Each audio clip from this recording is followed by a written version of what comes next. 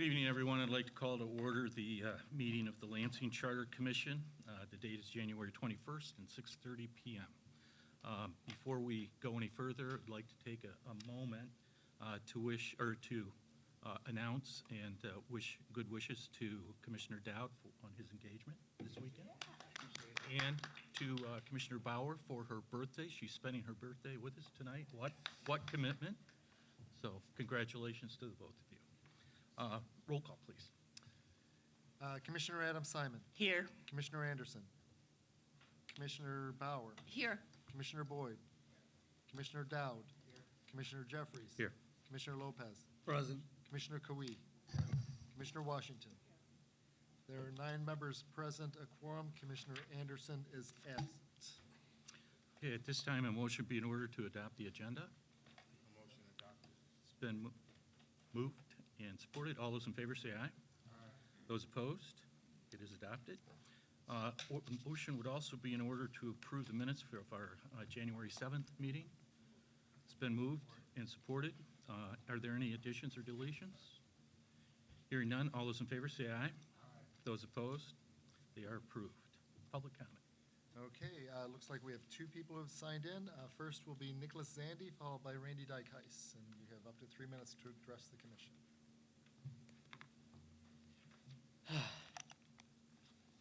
So, I'm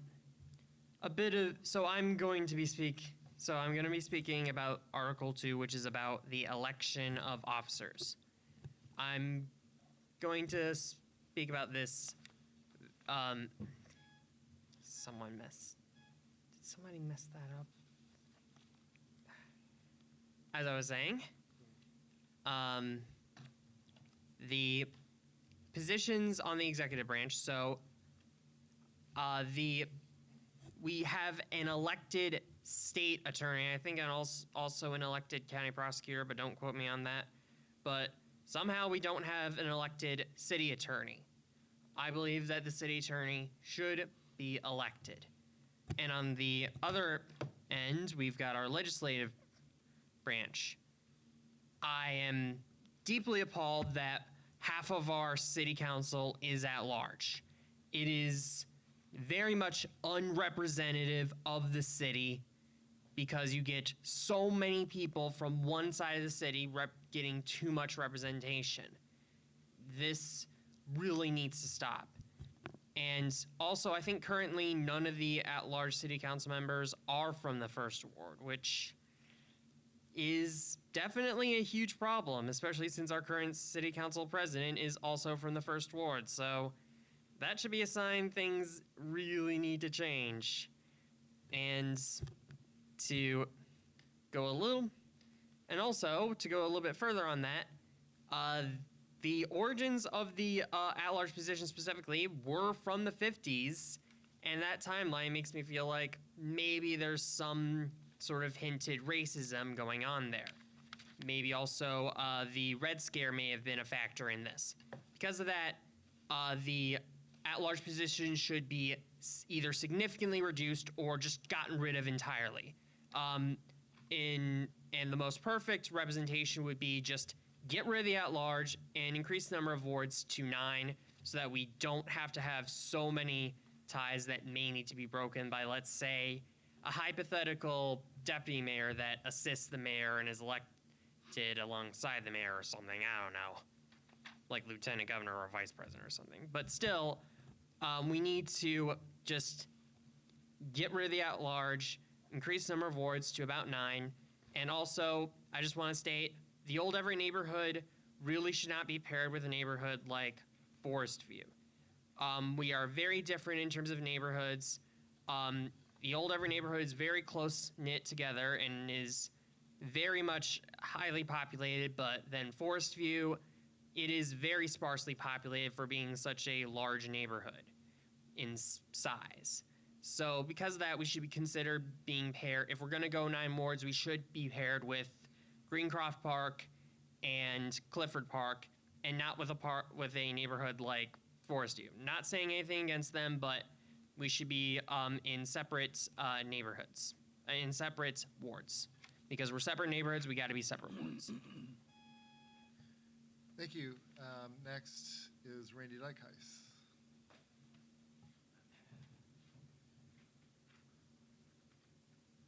Thank you. Randy Dykhuis, 418 North Sycamore, proud 4th Ward resident. So I'm hoping that the commission will return to the discussion about the internal auditor that was brought up a couple of meetings ago. It's in Article 3, Chapter 4, and my particular interest is in Section 401.8. And I hope that you'll decide that the internal audit function for BWL will no longer be separate from that from the city, but will be included in the city auditing department. In your last meeting packet, you had a letter from BWL,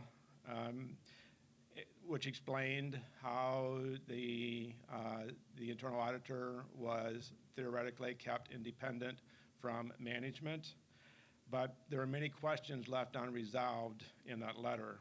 For example, the letter talked about an internal audit work plan, but there's no mention about how that work plan is developed and who's involved in that development. Is it the board? Who from the board? Is there anyone from management involved in development of the work plan? Does the Finance Committee of BWL Board of Commissioners have input prior to the presentation at the July meeting? At the July meeting, the fiscal 25 work plan for the internal auditor was presented by the internal auditor, but there was never any discussion before that about what was going to be included in the work plan. So my question was, why were those particular processes chosen and by whom? Is there a list of criteria that govern how processes and procedures are chosen for the audit? Perhaps there is, but I've not ever seen anything like that, and I don't believe there's anything like that on the BWL website. I think that some audits should be, or some items should be routinely audited, things such as the rate increases and major capital expenses, but they're not on the radar. And given the rather raucous discussion that's now going on in the Facebook groups .bwl, customer service really needs to be thoroughly examined. True independence required that the city's internal auditor should be charged with internal auditing at BWL. You might argue that would incur extra expense. It wouldn't be a shift for BWL. You could require that they fund that position, which would it would merely be a shift and not new expense for them. Making this change in the internal auditor function will help ensure that management will be accountable to a truly independent internal auditor. Thank you. All right, thank you. That's the end of our public speakers signed in. Okay, officer reports. Under chair, I have no report at this time. Madam Vice Chair. No report. Mr. Clerk. Thank you. Just a couple things. As always, the written communications are in your packet. There are a couple of late additions. Printed on blue paper is a communication that was added to the packet after it was sent out. And printed in yellow is a memo from my office in the law department regarding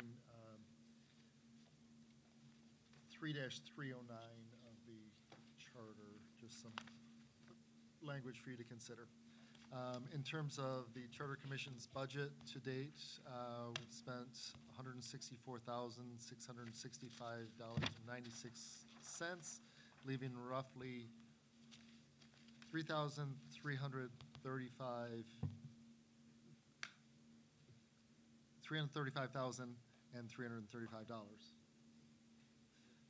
And finally, I would like to welcome our new intern from Michigan State University, Nick Saba in the back, who will be assisting with city council meetings and the Charter Commission for the next several weeks. Thank you. Thank you, Mr. Clerk.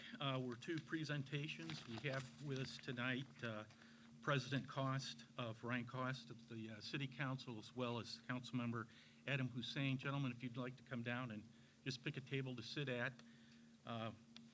Would like to hear your presentation. I think it's very timely since we're taking up Article 3 tonight, or finishing it off. We're getting there as quickly as we can.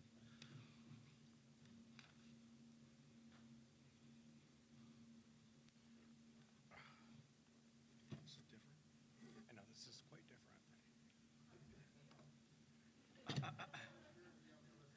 That's apparently higher than I thought it was. Are you able to hear me? There we go. So I wanted to start by thanking each of you for serving, and also mention, I've talked to some of you, and I had shared my opinion that I didn't want to give what my opinions were when it came to changes to the charter. I think that that's evolved over time, especially becoming president of city council. So my views on doing that have changed, and that is why I reached out to Vice Chair Adam Simon. Thank you for inviting us to be here to share some thoughts. And Councilmember Hussein is also here because I do not have nearly as much time in as he does, or a lot of the institutional knowledge that he has. With that, I'm just going to roll right into some of my bullet points, if that works for everyone. Perfect. So the first thing that I have down, and I apologize, I'm going to have to use my phone because the printer would not let me print here, is within other city governments, you have oversight when it comes to department heads and how much their pay is raised every year. The councils do. Here in Lansing, we do not. And we have seen, not necessarily just with this administration, but past administrations and moving towards the future, where we are getting department heads that don't always stick around, that are not necessarily the most qualified for that position, but we also don't know how much money they're making or how they're receiving those raises. The raises just happened again, new year, and there are some significant ones on there. City council essentially is told in an email that we've hired this person and then the pay is going to be that. I would think that city council, when it comes to department heads and political appointees, should have oversight, an up or down vote. I know when the mayor came and spoke, he spoke of the federal system quite often, and that's how they do it within the federal system currently. They have an up or down vote on nominees, which we're seeing play out right now. I also think that there should be, with that yearly pay raise, a vote on council and that person come down to justify that they've earned that pay raise. These aren't our frontline workers. These are folks that are running departments. And if we're not transparent, really the thing drills down to transparency. We should be able to talk about this openly. We should be proud of the work that's done within our departments. And there should be some accountability as well. So that is the reason why I believe we should do that type of system. It's also done in Flint. If you look up their new charter from 2017, they have that same procedure. We, in fact, have had a deputy mayor that's gone through that procedure where they confirm her when she went to Flint. And then they also do the pay increases every year. If you jump onto YouTube, you can watch it on Flint City TV. So my second bullet point is the city attorney. Now, elected, unelected is not my point. I think that the issue is our city attorney here in this town serves both the mayor and city council equally. The issue, and this is again, for future and looking into the past, the issue has been that the city council does vote on the person the mayor nominates. After that, the only person that can get rid of a city attorney is the mayor. That is awkward when you're supposed to serve two parties. And it creates a system, which I don't think the Charter Commission could have seen in the 70s, where you have massive donations from that office going to political campaigns for re-election of their boss. If you look the numbers up, you can see it for yourself. I'm not going to throw anyone under the bus, but that's a problem because it is clear that we do not get the same level of service, the same response back from this city attorney or any city attorney I've worked with in my short time that the mayor's office can get a response out of.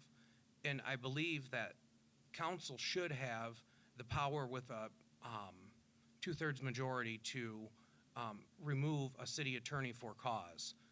Like, you can basically throw a dart on a map, and just about every city has it. DeWitt. I've had this conversation with council members in DeWitt who thought it was very strange that, they serve both parties, yet only one party can remove for cause.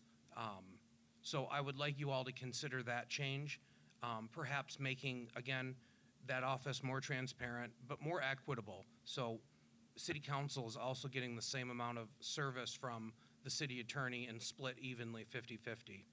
I'm going to talk a little bit about the wards. I believe there should be 9 wards, and there should be no at-large. The 9 wards should be all, single person within that ward serving it. In the first ward,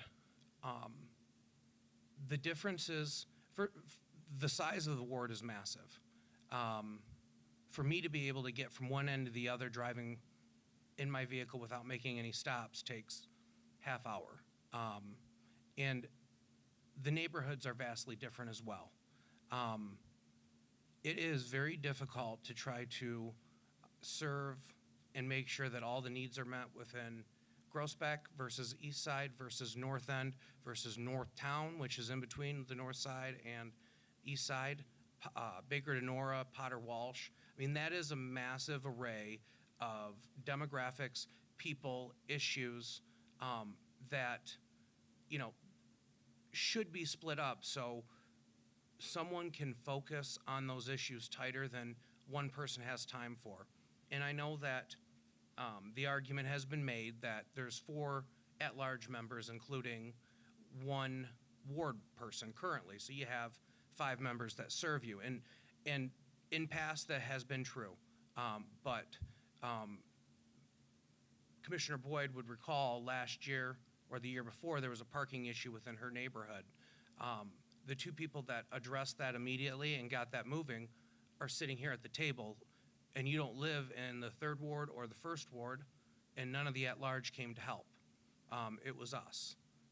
We worked incredibly hard to get that over the finish line, and if it wasn't for our holistic view of the city, because honestly, I may serve as the 1st ward, but what happens in the 3rd ward or the 2nd ward or the 4th ward is just as important. And so you have to everyone looks at the city as a whole. Because if we have a fire breakout in the 3rd ward, it's going to affect the 1st ward. It's impossible that we're not interconnected. If I were to just think about the ward that I serve, that would be incredibly difficult. I mean, we're literally split down in some places down the middle of a street, or like house, next ward house. So it is, I think, of the utmost importance that we get 9 wards.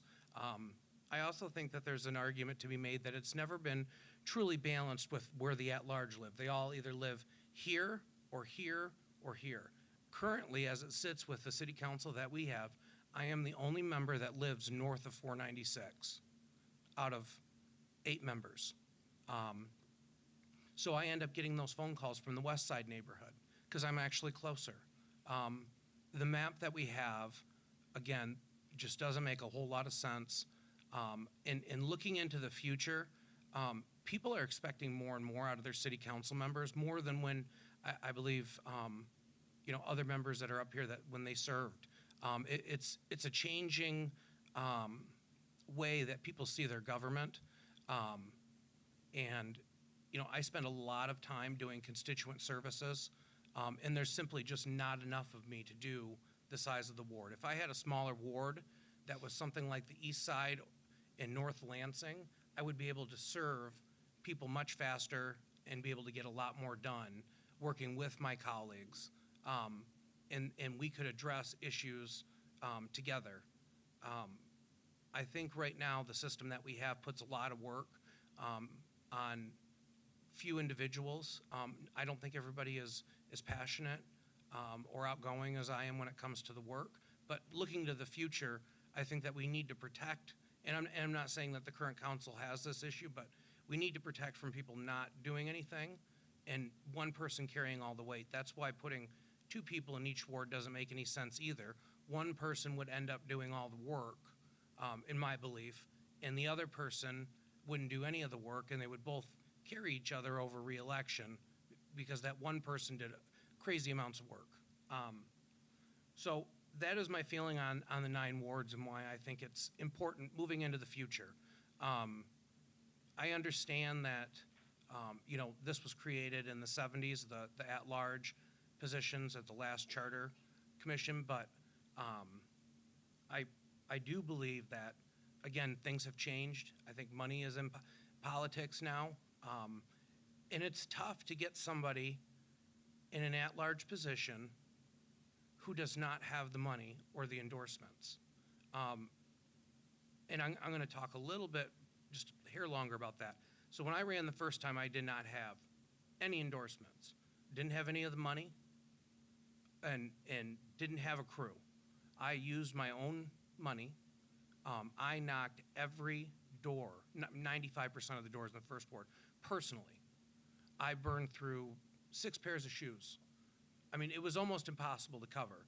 And I was fall down, couldn't walk, just legs were shot. And I won by 56 votes. And my opponent, who is a very good person, had the chamber, the unions sending mailers. Did not knock any doors. And I only won by 56 votes. That's insane to me. And that is an issue with money in politics. If you break up those 4 at large and you make them, take away the 4 at large, add 5 more wards, you split that city up, that money, that influence, and I'm not picking on any certain group, but that influence, that mailers, those things, doesn't work. You have actual direct control over who is representing you. Unfortunately, with the system we have now, $80,000 could get you across the finish line in a at-large race, and most people don't have $80,000 laying around. It's incredibly cost prohibitive, and I want to see people that want to represent their neighborhood. I mean, when are we going to elect somebody from Hildebrand? It's never going to happen, not with the system we have. And they have valid concerns, and they have people that want to engage. I just think that there's an opportunity if we split up these wards that money no longer controls those wards, and we're electing people who care about the city and want to serve. And that's a very important point to me, because, I got lucky to get elected, and I care a lot about this city, and there's a lot of people that are on the current city council who care a whole lot about this city. But I think that it would be beneficial for everyone if we had 9 wards. Creating a permanent position within council, within the charter for staff, for a policy analyst. One of the things that's difficult is waiting for actual policy, ordinances that get written by the legal department, or even looking at an ordinance. You oftentimes see a council member who has questions or doesn't understand something within that. And a policy analyst would certainly help us, as we are the legislative body, continue to do our work. And on that same vein, I would strongly urge that we have a second or possibly third, echoing what Councilmember Spatafor had said when he was here, second or third internal auditor. There are a lot of funds within the city. There are also city-supported agencies that our auditor has to look through, and it is simply too much work for one individual. So having multiple individuals would also prevent us from not having anyone if that person were to leave. We would still have someone in place to be able to continue the work. Right now, as it sits, we have had times where I've sat on council in the last 2 years. We've had 6 months, 8 months of no internal auditor. And I think it's important that we have a continuation of that work. It doesn't ever pause the way that it does when we don't have an internal auditor present. I would also suggest that when voting for the charter review on the ballot, it's my understanding that language has been changed to what would be better, which is to have folks elected at the same time the charter's open. But I would urge you to keep the 12 years in there. If we pull back the language that this needs to be opened every 12 years, it will never get opened again. And this is a living document. Times change. I don't think they could have anticipated in I think the 77 was the final draft of this one. They could have never anticipated the money in politics the way it is today. And I'm going to keep harping on money because it is absolutely something that we're going to see into the future, and it's going to get darker and darker on the money, where we don't know where it's coming from. Corporations are people now. I don't think they saw that in 1977. So, a lot of these suggestions are to try to dull the effects of money. And I think by not putting that 12-year wording in there, that will never get opened again, and what you all do to make great changes will be, the last time. And I don't want that to be the last time. I think that everyone sees that the city progresses forward, and so does our charter the same way. It needs to progress forward with the city. I want to talk a little bit about Chapter 4, 8-401, which is the purchase of personal property and services. Right now, that language, and I'm looking at my phone because that's where my notes are, lowest responsible bidder is the language.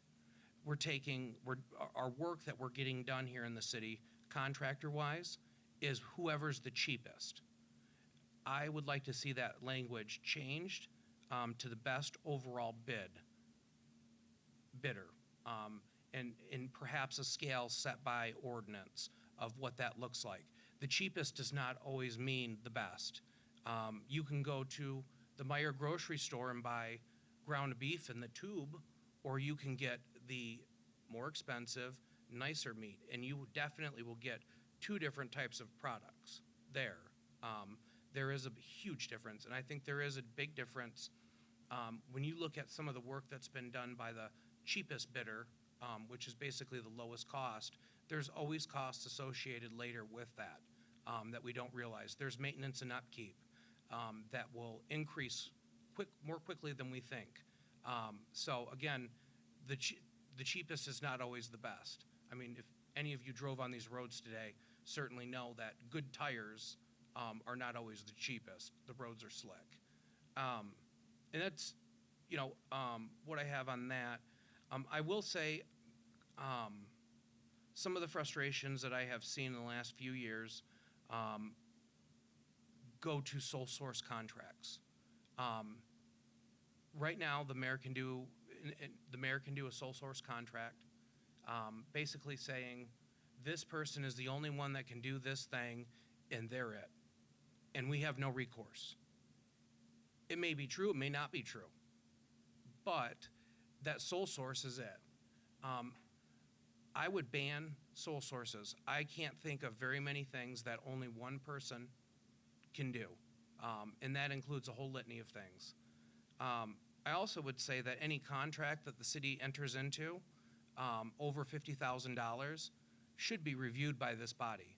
Again, that is for transparency, to make sure that someone that's in the political class is not basically getting a political favor. That is accountability to where these public funds are going. A good example of that is City Hall. Whether you agree or disagree with any of that, I think the fact is it was lined up that we've chosen, without any transparency, we've chosen Boji, they're gonna do it, period. Now, we were able to get the information and look at it and understand, but we had to fight for that. Now, it shouldn't be that way. We should be able to have a conversation, have that data. We could have saved a whole lot of time on that project if we had that data initially instead of having to fight for it. And then had a vote because we understood, yes, this was the best way to move forward. Unfortunately, we don't have a system set up like that. So I would say that any contract over $50,000 should come to this body for approval. That again is a check and balance, which I know when the mayor spoke, he spoke a lot about checks and balances, and those are important to me too. Because at the end of the day, when all of you are done with your work here, you're going to be a citizen. And there's some first warders up here who are going to be calling my phone with issues. And, you know, I want to make sure that we get this right and we're not missing anything. I would say the last couple things I have, one, city council pay should be per diem. We should have a base pay, whatever that may be, 10,800. The rest is per diem that we show up to meetings. Attendance has been an issue. It's been in the news. I know it's an issue. I have worked very hard and missed a lot of family gatherings to make every meeting in the last 2 years. But when I decided to do that, that was what I was told that was what decision you're going to miss birthdays and family gatherings, stuff like that, and I have. But I think the best way to pay city council and also to attract people to want to be here for those meetings, and not just the meetings up here, but the different committees that we sit on in that back room, is by doing a per diem. Your pay is tied to the work that you do, which I think everyone can agree we should be getting compensated for the work we do and not just given a blank check whether we're here or not.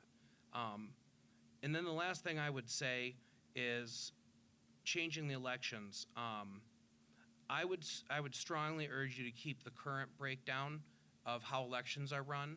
I don't know how you're going to decide on what the makeup of council is, but I would say that the way that we are split evenly is the way to move forward, rather than grouping any one group together, whether it be, you know, wards 1 through 4 in the north side of the town. If you break it up that way, and 5 through 9 on a separate thing, it should remain mixed up the way it is now, where coming up this year, you've got the 2nd ward and the 4th ward, which is crosstown, and you've got 2 at-large, all going for the ballot, along with the mayor and I think the city clerk. And then in 3 years, I'll again show up on the ballot with Adam and 2 of the at-large members. I think that that is the best way to do it, to make sure that you are bringing people from different sides of the city and having them elected, and not necessarily as a group, but you're having them elected rather than like a holistic change in just one distinct area. So those are that's everything that I wrote down that were concerns to me. Councilmember Hussein? First of all, thank you so much for having me. I am here largely in a position of support from President Cost. I told him at the time when he asked me that I knew he would do fine to stand alone down here, and he did. And it's almost as if we took our notes together. We did not assemble our notes together, I promise. But pretty much everything he discussed, I actually have in front of me on my laptop as well. So just a few things to underscore, and I'll be very, very quick.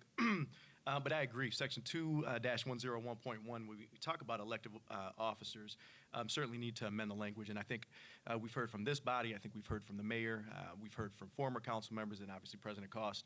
And also, probably the most important stakeholders, the citizens of the city, we need an odd number. We had, and this is not a solution in search of a problem, we had a very real knockdown, drag-out brawl in 2017 over leadership, and it was embarrassing. It cost the taxpayers dollars, interrupted legislative action, and we, I think over the course of 3 or 4 meetings, actually worked to put a president and vice president in place, and we could not get past the 4-4 gridlock. And so why it's 8, I do not understand, particularly without any tie-breaking piece. But I am not in favor, as Mr. Zandy talked earlier, I'm certainly not in favor of somebody from the administration, whether that be the mayor or the deputy mayor, stepping in and actually breaking those ties. So I really do believe it needs to be an odd number. In terms of, and I'm glad Mr. Cost talked about compensation of officers, we have got to find a way. We have a historical issue on city council in terms of getting people here to actually do the business. And we're not talking just this iteration of council, we're talking historic with regard to city council. So there has to be a way, and I think there's a couple different things you can do with the charter to make into some measure of accountability. And I think part of that is compensation of officers. And so, of course, basically what the charter does is it allows for compensation and all procedures to be determined by ordinance, right? And then the EOCC is contemplated by ordinance as well. And so I don't think you necessarily have to do away with that piece of it, but I do think there should be a base pay and a per diem per meeting. And you have to look at the county, right, as as a model for that. And I think it does drive attendance. I think it drives accountability. And it really, I think, when we talk about incentivizing people to reach for that ceiling of attendance, I think that can kind of get after that. Now, the other piece is I think if we go to, let me look real quick. The other piece is section, so this is actually chapter 2, section 3, 204, subsection point 2. It says that the city council may by ordinance provide penalties for non-attendance, including the penalty of forfeiture for office. I think we should change that language to shall. We actually took a look, both myself as vice president and President Garza last year, because of some, not just attendance issues last year, but really over the last few years. We took a look with the city attorney's office at an ordinance to get after this piece of it. And we actually had something drafted. I think it would have sufficed. The problem is because we're not required to bring an ordinance such as that, there was some reservation. We didn't want people to feel we were doing this to attack that iteration of the body. We didn't believe, frankly, that it would be supported because it wasn't a requirement of the charter.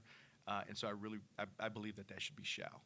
And I think that will at least then get us to the point where when we talk about the incentivizing that ceiling of attendance with compensation, I think this at least gives us some minimum threshold that people have to meet to remain in office. In terms of, and I think I heard another presenter talk about this, in terms of the temporary absence of mayor, section 2-304.1, we have really had some issues. I mean, we've had issues where a mayor is in Dubai for quite a period of time, and we didn't know, and maybe found out through a press release or a social media post that was maybe not approved, frankly, by that mayor. And so I think we need to look at that language and really, first of all, define what a temporary absence is. I think we need to bake into that part of the charter that there needs to be clear communication with council leadership. And then I think also make clear that positions such as deputy mayor don't necessarily allow for a circumvention of this part of the charter. And so, and again, this has been, it's not just this current mayor, but this has been a historic issue.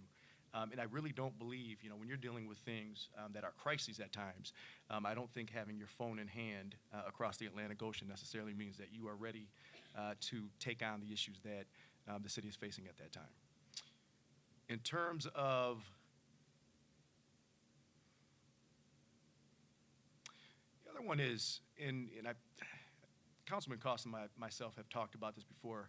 When you look at the rights and responsibilities of council members, we have long struggled with getting information from employees, from city officers, and we know that to underscore something that I believe former Councilwoman Wood talked about, we know that there are supervisory individuals that are actually telling folks not to converse with us, not to provide us information, not to, and when you talk about policy, when you talk about making sure that the policy is responsible and responsive, there are times where we have to have information. The other thing is we really are the frontline representatives of the citizens of the city. And so for us to get radio silence every time we send an email or a call is truly, I think, an injustice to the citizens of the city, and it does us a disservice as we try to navigate, this legislative aspect of governance. So I really would like some stronger language, I think, that holds people responsible for actually getting back to council that section. I think you guys need to look at the expiration of ordinances. The charter as is calls for a recodification every 10 years. We had a mishap in 2017 where that didn't happen. We didn't catch that until February of the next year. We tried to pass a 60-day emergency ordinance that would essentially recodify and readopt and be retroactive all the way back to November of the preceding year, and learned that although we could pass a 60-day emergency ordinance as outlined in the city charter, it could not be retroactive. And so we had to then navigate a number of different, as an example, tickets and different enforcement actions that really should not have occurred because there were no ordinances on the books. It was a disaster of a situation. So what we do now is we actually readopt and recodify on an annual basis. And I really do believe that should be baked into the charter so that the charter language reflects the current practice. In terms of internal audit, you guys have talked a lot about this. Section 3-401 says specifically that the city council shall appoint a qualified person as the internal auditor. But then you look at the responsibilities of the internal auditor. Audits of financial transactions of all city agencies at least once a year, a full report of each individual audit, which includes examination of financial transactions, accounts, contracts, and reports, and even, and this is a huge piece, including an evaluation of compliance with applicable laws and regulations, and the list goes on. We had a debacle in 2020, and I'm sure folks remember, but we had to negotiate with the IRS some $2.5 million in fines. We had an issue with W-2 filings. We had an issue with ARPA filings. List goes on. And I don't think that happens if we have a robust internal audit staff and if they're able to actually engage in this work that needs to be done. I frankly have never seen everything that's outlined in the charter be done. I would say not even just annually. I don't know that in my 10 years on council, I don't know if I've actually seen all of this done even one full time. And that's a problem. So I would absolutely include in there, shall appoint not less than, and I would say 3, not less than 3 qualified individuals. With regards to, I've heard a lot about the LBWL. In terms of the language, if I recall correctly, it does say that the Board of Water and Light Board of Commissioners can request in writing that our internal auditor investigate and engage in internal audits of the board. But I do think there might be merit in actually including that in the language, that that's actually going to happen on an annual basis and not just at the request of the Board of Water and Light. There's got to be a way to increase accountability, but still allow for the Board of Water and Light to be kind of independent in the way it is now.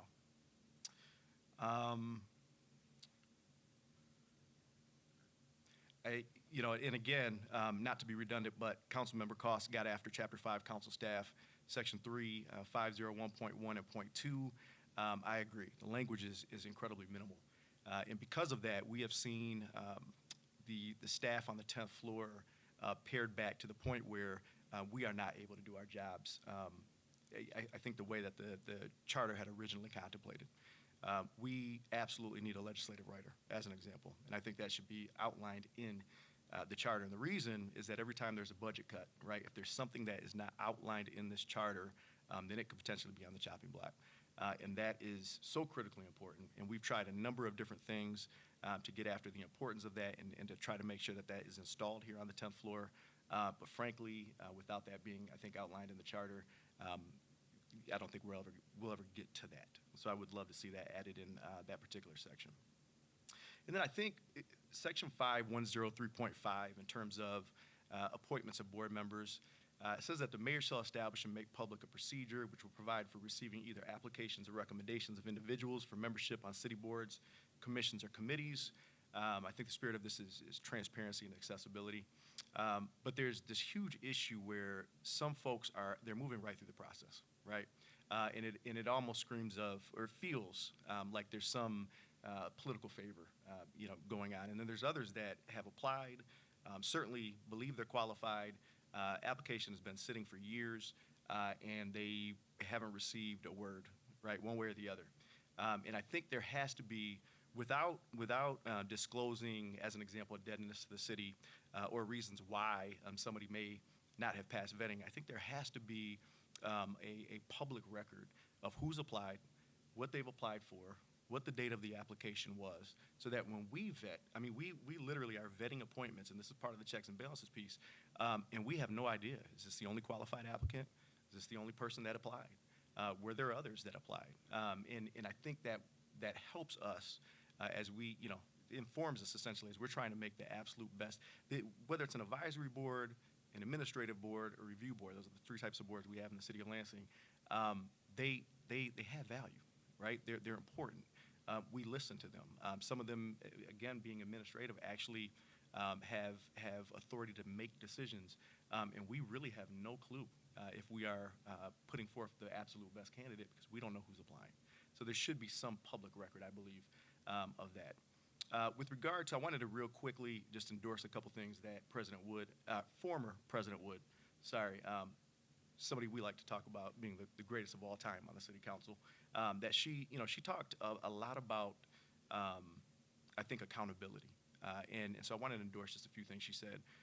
Talked about ineligibility for office and strengthening language regarding indebtedness to the city. I want to endorse that. I think that absolutely needs to be considered. Talked about forfeiture of office and your reporting system to make sure that elected officials are in compliance with charter and that should be done February 1st before taxes are due to the county. I want to endorse that. I think that should absolutely be added. She talked about the enforceability of ordinances and that directors responsible for enforcement must in writing explain why an ordinance is not enforceable if they deem it as such within 45 days with suggestions to legislative body. And then I think she talked a little bit about rental certs, indebtedness to the city, but it doesn't begin and stop there. We have seen a number of ordinances, I think even of trash bins and recycling bins as an example, but a number of ordinances be passed, and obviously we work very closely with department heads, we work very closely with the city attorney's office as we put ordinances together, and then 2 years down the line, 3 years down the line, unbeknownst to us, it had not been, or those ordinances have not been enforced. We were never told they weren't enforced. And a lot of times it's a management level position that is making the decision that, you know what, we don't believe this is legal, so we're not going to enforce, or maybe we don't have the capacity, so we're not going to enforce. And that just cannot continue to happen. It's a disastrous situation. Want to endorse the idea of department head annual reviews. I think, again, that gets after some of the check and balance piece that people are looking for. I know there was a lot of conversation about forms of government, whether that be mayor council, whether that be council, city manager. What I can tell you is that people out in the community, they want to see stronger checks and balances, and they want to see the position of mayor neutered just a little bit, right? I think folks want a mayor. I think they want the accountability of a mayor. I think they want to be able to elect a mayor. But I do believe that they want to see stronger checks, stronger balances on that mayor. And so I think some of these things get after that, whether that be confirmation, almost like they do in the U.S. Senate, of department heads, whether that be review of raises, certainly department head annual reviews, those types of things. I think that the idea is to fulfill that promise. She also talked about law and making clear that council should be able to seek outside counsel and opinion. We've had issues in the past where we've done that, and then the administration refused to pay, essentially. We've also had times where we've actually adjusted ordinances based on outside opinion, and then been told that we exceeded our legal authority. And so there needs to be something in there that when city council is not satisfied, essentially, with the representation it's getting from the city attorney's office, because as President Cost discussed, we're limited in terms of being able to, as an example, remove a city attorney, that we can then seek outside legal counsel and advice, and that we won't be deemed being ultra virus.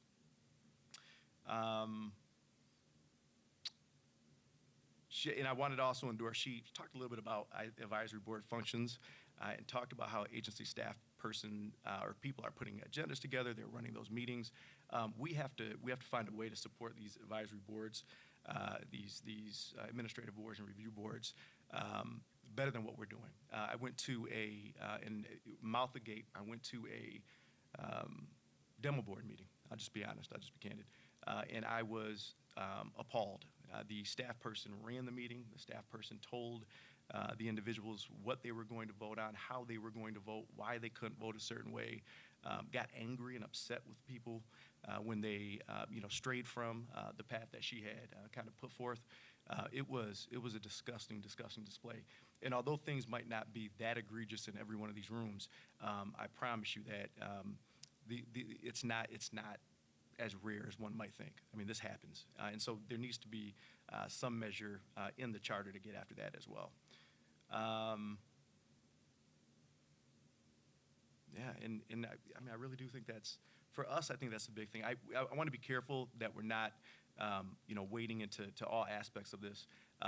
But there are a couple other things. I think in terms of usability, I think we heard a little bit about this idea of a preamble. I think absolutely. I think we need to clarify the purpose of the charter. I think we need to make clear the purpose of the charter. I think we need to make sure that there's some context for the user, right, the citizen of the city. some context in terms of, we want to make sure there's utility to this document, not just for the folks that are governing, but also the governed. But anything to get after the accountability piece, anything to get after the transparency and the accessibility piece, I think certainly you all should take a close look at. But with that said, I think we are here for any questions that you might have. But again, we certainly appreciate the time. Questions?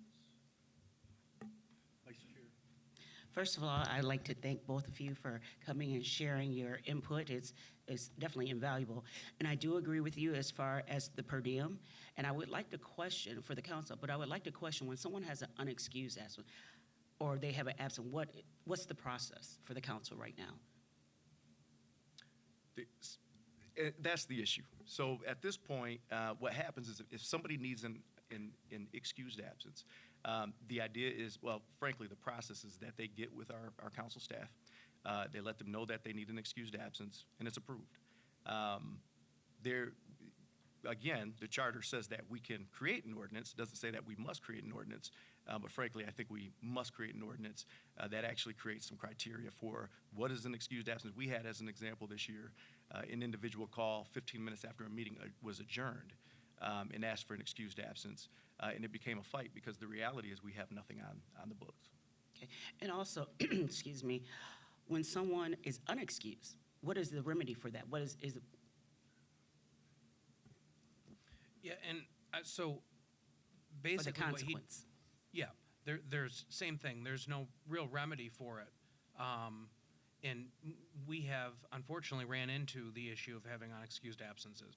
Now, I will tell you as council president, I have asked they finish the ordinance on attendance, which may not make me the most popular guy in this building, but it's the right thing to do. But I still think that the per diem is the right way to do it because it ensures that we're showing up, but not just showing up, we're paying attention.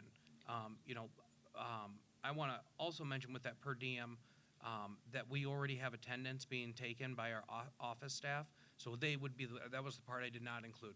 They would be the ones that would be responsible to keep the attendance for the per diem pay. So if I'm not at public safety, I would not get paid whatever that per diem amount is for making the meetings. Thank you. My last comment. I did take the liberty to contact Mark Skidmore at MSU as well as the Michigan Municipal League to address the language, to develop the language for making it per diem. And they did share that with me, and I will definitely share it with the commissions. And they gave me an example of other charter commissions, other city charters that have that in their charter. Thank you. Other questions? Pardon me, other questions? Commissioner Cowan. Thank you both again for coming. And I had another question about the per diem and base pay too. You said having both, so how would they be docked from the per diem versus the base pay? Would the base pay be what it is now, and the per diem would be on top of that? No, Or you no. prorate their annual? Yeah, so thing? it would be, gosh, I don't even know how much we make. Whatever the amount is It's that we listed, make, it right. would be, just like the county, it would be 10, I think the county's 10,800 is what they're paid initially. Mm-hmm. And then the per diem is the rest of that pay that they're going to make throughout the year. So it'd be Per evenly meetings. split to whatever that dollar amount is. And Okay. I think it's 28,000 for city council.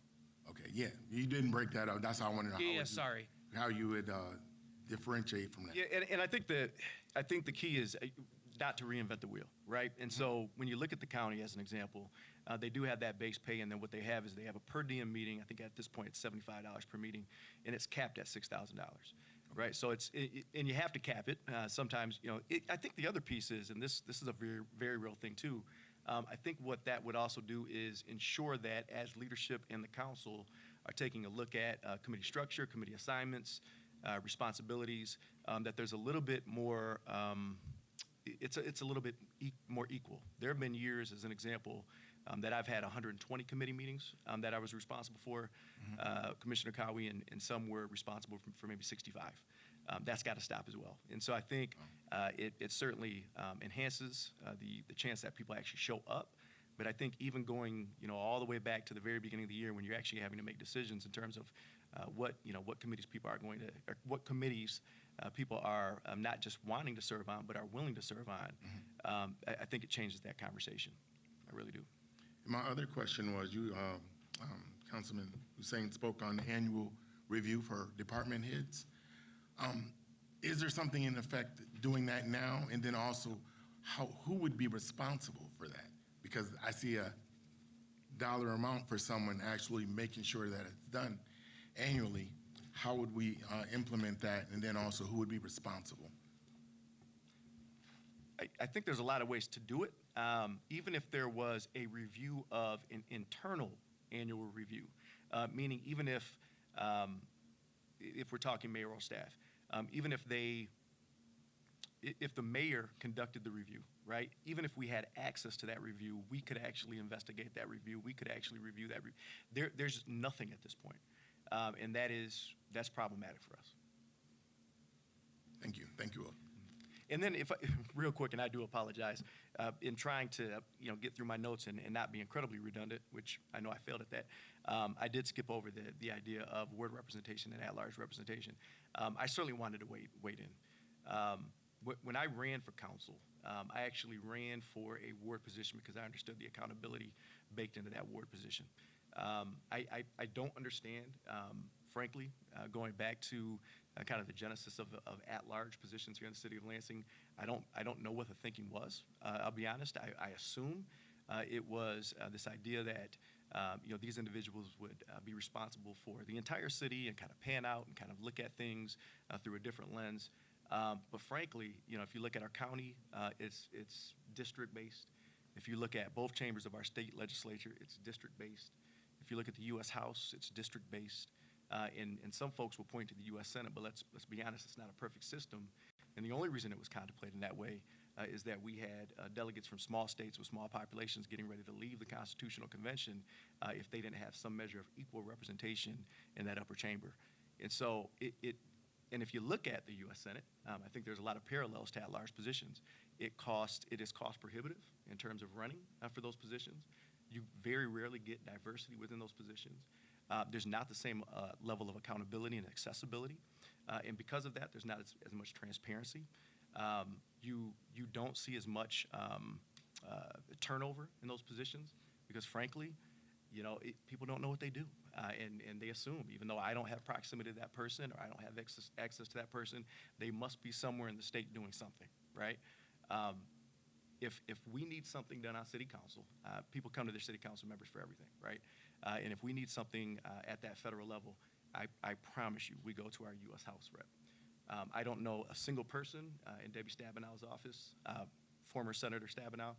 Don't know a single person by name in Gary Peters' office, but I know several people in now Senator Alyssa Slotkin's office because of the accessibility piece and the accountability piece. And you also see more turnover in the House of Representatives because of that. Same thing with your ward positions. I will tell you this, you might be able to get elected to a term or two and not do much work. You're not going to get elected to a third term if you're not doing work. I actually had a sitting at-large member who's actually sitting on council right now tell me, Adam, I would never want to be a ward representative. If I show up to a meeting, literally, this is exactly what we said. If I show up to a meeting, they treat me like I'm a rock star. If you don't show up to a meeting, they're calling you, they're knocking on your door, they're upset. And that's just a microcosm of the type of accountability there is in terms of ward representation. I really hope you all, and I get, Chair Jeffries and Commissioner Bauer that you were at-large representatives. And that's not to diminish what you did on council. But I promise you, the ward representatives are working harder. They are working longer. There certainly is more expectation out in the community of those individuals. I couldn't have said it better. I think if you were to have more wards, I think individuals could represent them at a higher level. I think you would have more diversity, right, on council. And diversity is not obviously just racial. There's a number of different things that factor into that. And I think I just think it enhances accountability. So as you have those conversations, I really, really hope you guys, you pause on that one and continue to engage, continue to ask for input from stakeholders because, frankly, I hear from a few people that want those at-large positions retained. But I promise you, the vast majority of folks we're hearing from in the community would like to see more wards and representation done that way. Thank you. Commissioner Power.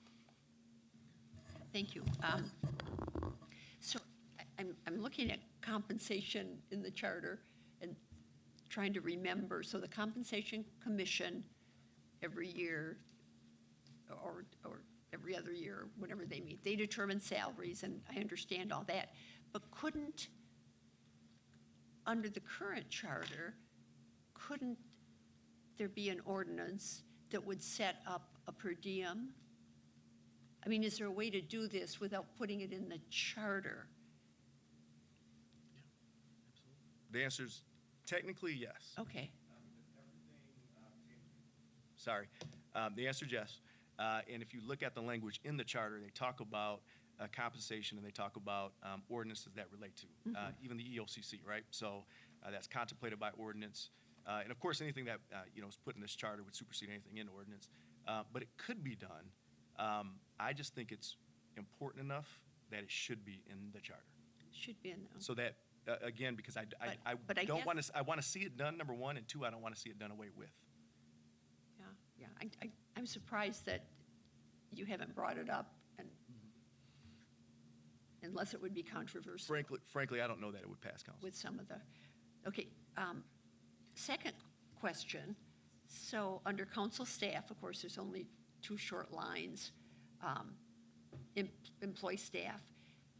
So, back in my day, we had, what was Ron Wilson called? I don't know if he was called the chief of staff but basically, He was a policy guy. we always had somebody who I would say was a policy analyst so my question would be,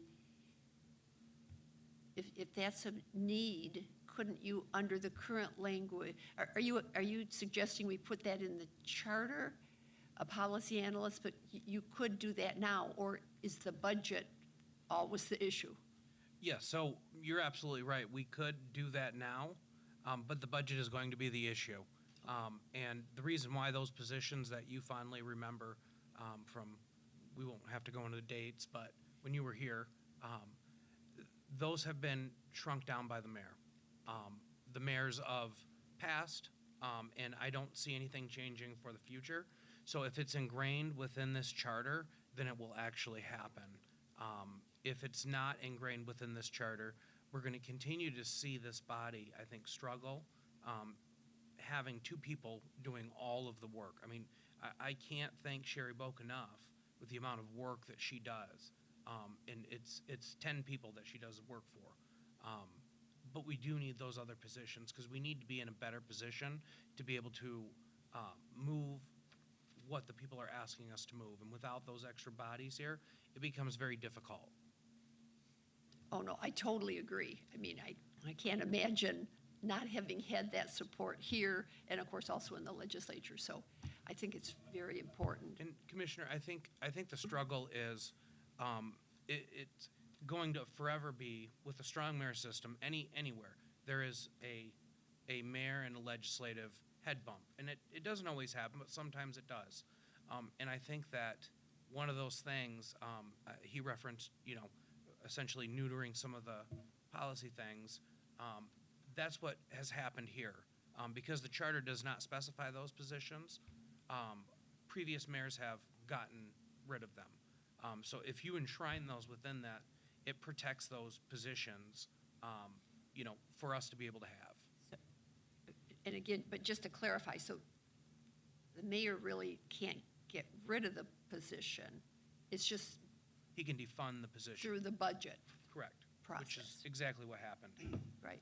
I struggle with adding actual positions in a charter, because then if needs change, it's in a charter. But I totally support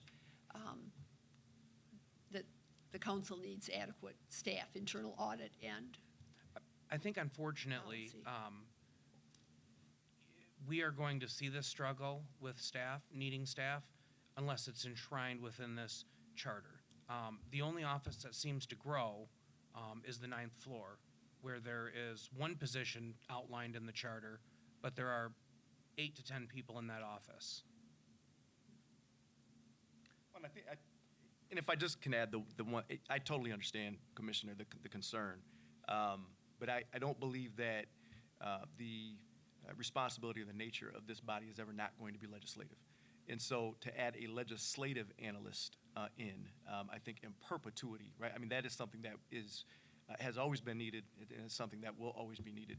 But unfortunately, because it's not in the charter, it's something that has not always been funded. And so we certainly want to see that, I think specifically that position.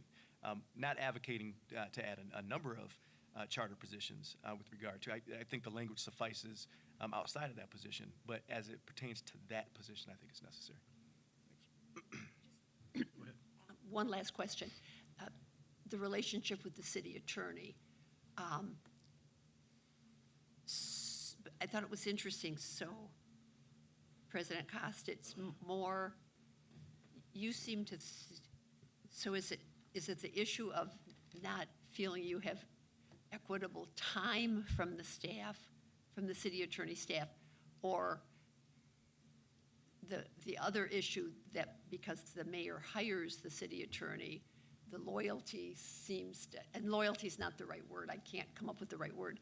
There's always that friction of when there's a disagreement between the council and the mayor and you want a legal opinion, but is it, I was intrigued that it's also a time issue that you feel So, that you don't have adequate city No. attorney time? no. I can tell you firsthand, Councilman Hussein, Commissioner Washington, and myself know the reality of time and the lack of time if you take a drive over to Sycamore Townhomes. It is a disaster there, and we have been pretty much ignored by the current city attorney to the point where we had to use the threat of press to get something moving, and the person that got the stuff moving was the mayor's office. So, I mean, do you see the connection there? If you go back to, I'm just going to be honest here. You go back to 2021, and Jim Smirka, who I have a lot of respect for, donated over $5,000 to the mayor at the time for his reelection committee. That is a problem because that is his direct supervisor. So when you see the phone ringing and one says Carol Wood, I'll use her because she's not on council, and one says the mayor, who do you think the city attorney is going to pick up first? I mean, and that's the issue. And we do confirm up here on council, the city attorney. The issue is the back end where we get into a point where we're not getting that, the phone isn't even ringing, and we're having to track them down. And we have no recourse other than to write a resolution that we're extremely disappointed. And we should have a recourse like any other city with a supermajority, a 3/5 vote, not, all of a sudden 5 of us don't like or 4 of us don't like the city attorney, so let's do it. I think it should have a high bar, but I also think we should have that ability because I think that would balance out, I don't want to say allegiance, but it would balance out the efforts when you're supposed to split that office evenly between both council and the mayor's office. And one other thing I'd like to add, Councilman Hussein had mentioned outside legal attorneys. That is only a recent issue. Back in the 90s, my grandma was good friends with Howard Jones, and he was president of council. Yeah, Howard. And there are, if you go back into the old meeting notes, because I'm a nerd and I did that, you will find that they got outside legal counsel without issue. It only became an issue in the early 2000s, and then all of a sudden, city council couldn't ask for outside legal counsel. And then they got creative. Well, we're not going to pay for it. That's a big problem, especially if you're getting bad advice. And it's not just advice that everyone sees out here, but it's the legal advice they give behind that door and then come out here and say, oh, well, wait a second, we didn't say that to you. Yes, you did. Now you're saying one thing, doing the other. Sometimes there is a need for outside legal, and it's not, right now as it stands, we would be, told it's ultra virus that we can't do it, or they wouldn't pay. We had a situation very early on that we were going to get outside legal counsel on something when I started. This is my 3rd year, so my first year here on council. and we were shut down immediately by it. And that's a problem. It's a problem because we're here serving the citizens. We're not here for, personal wealth or personal, reasons. Commissioner Boyd. Thank you, gentlemen, for being here. I want to say that, yes, when my neighbors and I had a problem with a rental house in our neighborhood, you two came to the rescue, and we were very happy that you were the chair and the vice chair of the committee. I remember you called me, you drove past the house in question, and you were a great help, and we thank you very much for that. We particularly thank you because our own councilperson in the 4th Ward, who will remain unnamed but was absent, grew up in that neighborhood. I voted for him twice, and he is absolutely AWOL. We can't count on him. We can't call on him for service. And the whole notion of a city council and a ward councilman comes very close to home where we are. So I've got a number of questions. First of all, I want to thank you too for willing to step up and talk about the charter, because I know that you didn't want to do that originally. So I appreciate that you have. I'd like to drill down a little bit on the makeup of the council, because that is an issue that is going to come before us very quickly. And I think all of us individually have been struggling with it. So let me say that when I first got elected to this commission, I went around and met with people. I met with former mayors, I met with former council people, I met with current council people, I met with concerned citizens, I met with fellow candidates for this commission. And one of the questions I ask people, primarily the former council, the council people, including Councilwoman Wood, who you say is the best of all time, GOAT, I think should be a GOAT, greatest of all time. I asked them point blank, are the wards too big? And to a person, they told me no. To a person, including Councilwoman Wood. And now, I assume she's watching, and if I misspoke, I assume she'll correct me, and I will correct the record. But as I recall, in my notes, she said that the ward size was not an issue. So I guess I want to know, and I follow you on Facebook, so I know how busy you are. I wish you were my councilman, because I know that anybody who has a question, you're Johnny on the spot and checking into it. So I guess I want to, but that speaks to your leadership and your commitment to the city. It doesn't speak to the fact that you're a ward council person, because I have a ward council person who is the exact opposite. So as we've learned in our deliberations, what we're talking about here comes down to leadership. It doesn't come down to what we write down. It comes down to how people approach the job that they have.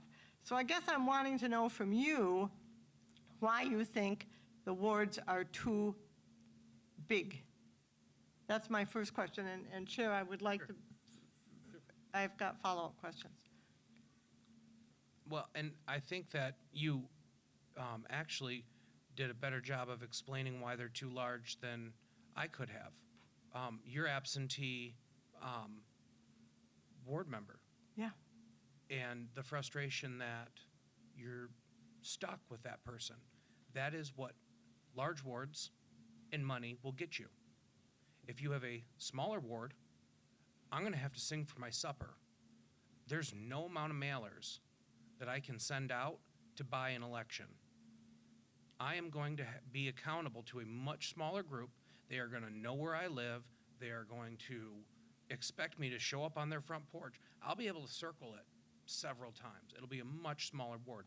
I'll be accountable to not 24,000 people, but if you had 9 wards, roughly 8,000 or 9,000 people.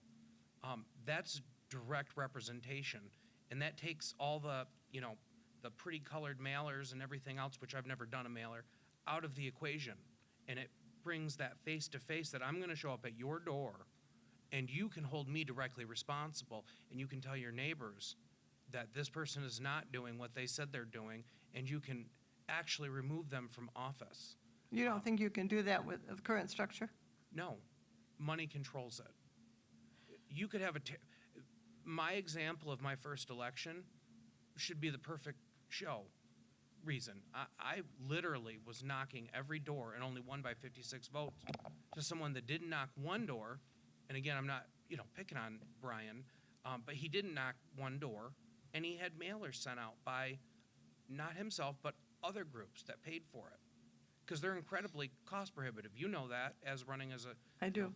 Let me ask this question. You and others, Mr. Zandy for one, have talked about 9 wards. Why 9? It's an uneven number.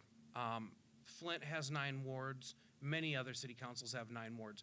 And I think that, And Councilman- can I just interrupt you and say that on multiple occasions this evening, people have talked about Flint. It was not the city that I would use as an example of how we should conduct business here in Lansing, but that be that as it may. well, Okay. I would never attack another city with I know this you great wouldn't. state. So I will tell you that Councilman Hussein said it well. We could end up in a 4-4 gridlock up here on something. And there's no way out of a 4-4 gridlock if we're talking about leadership or other decisions. This way, there's never that tie.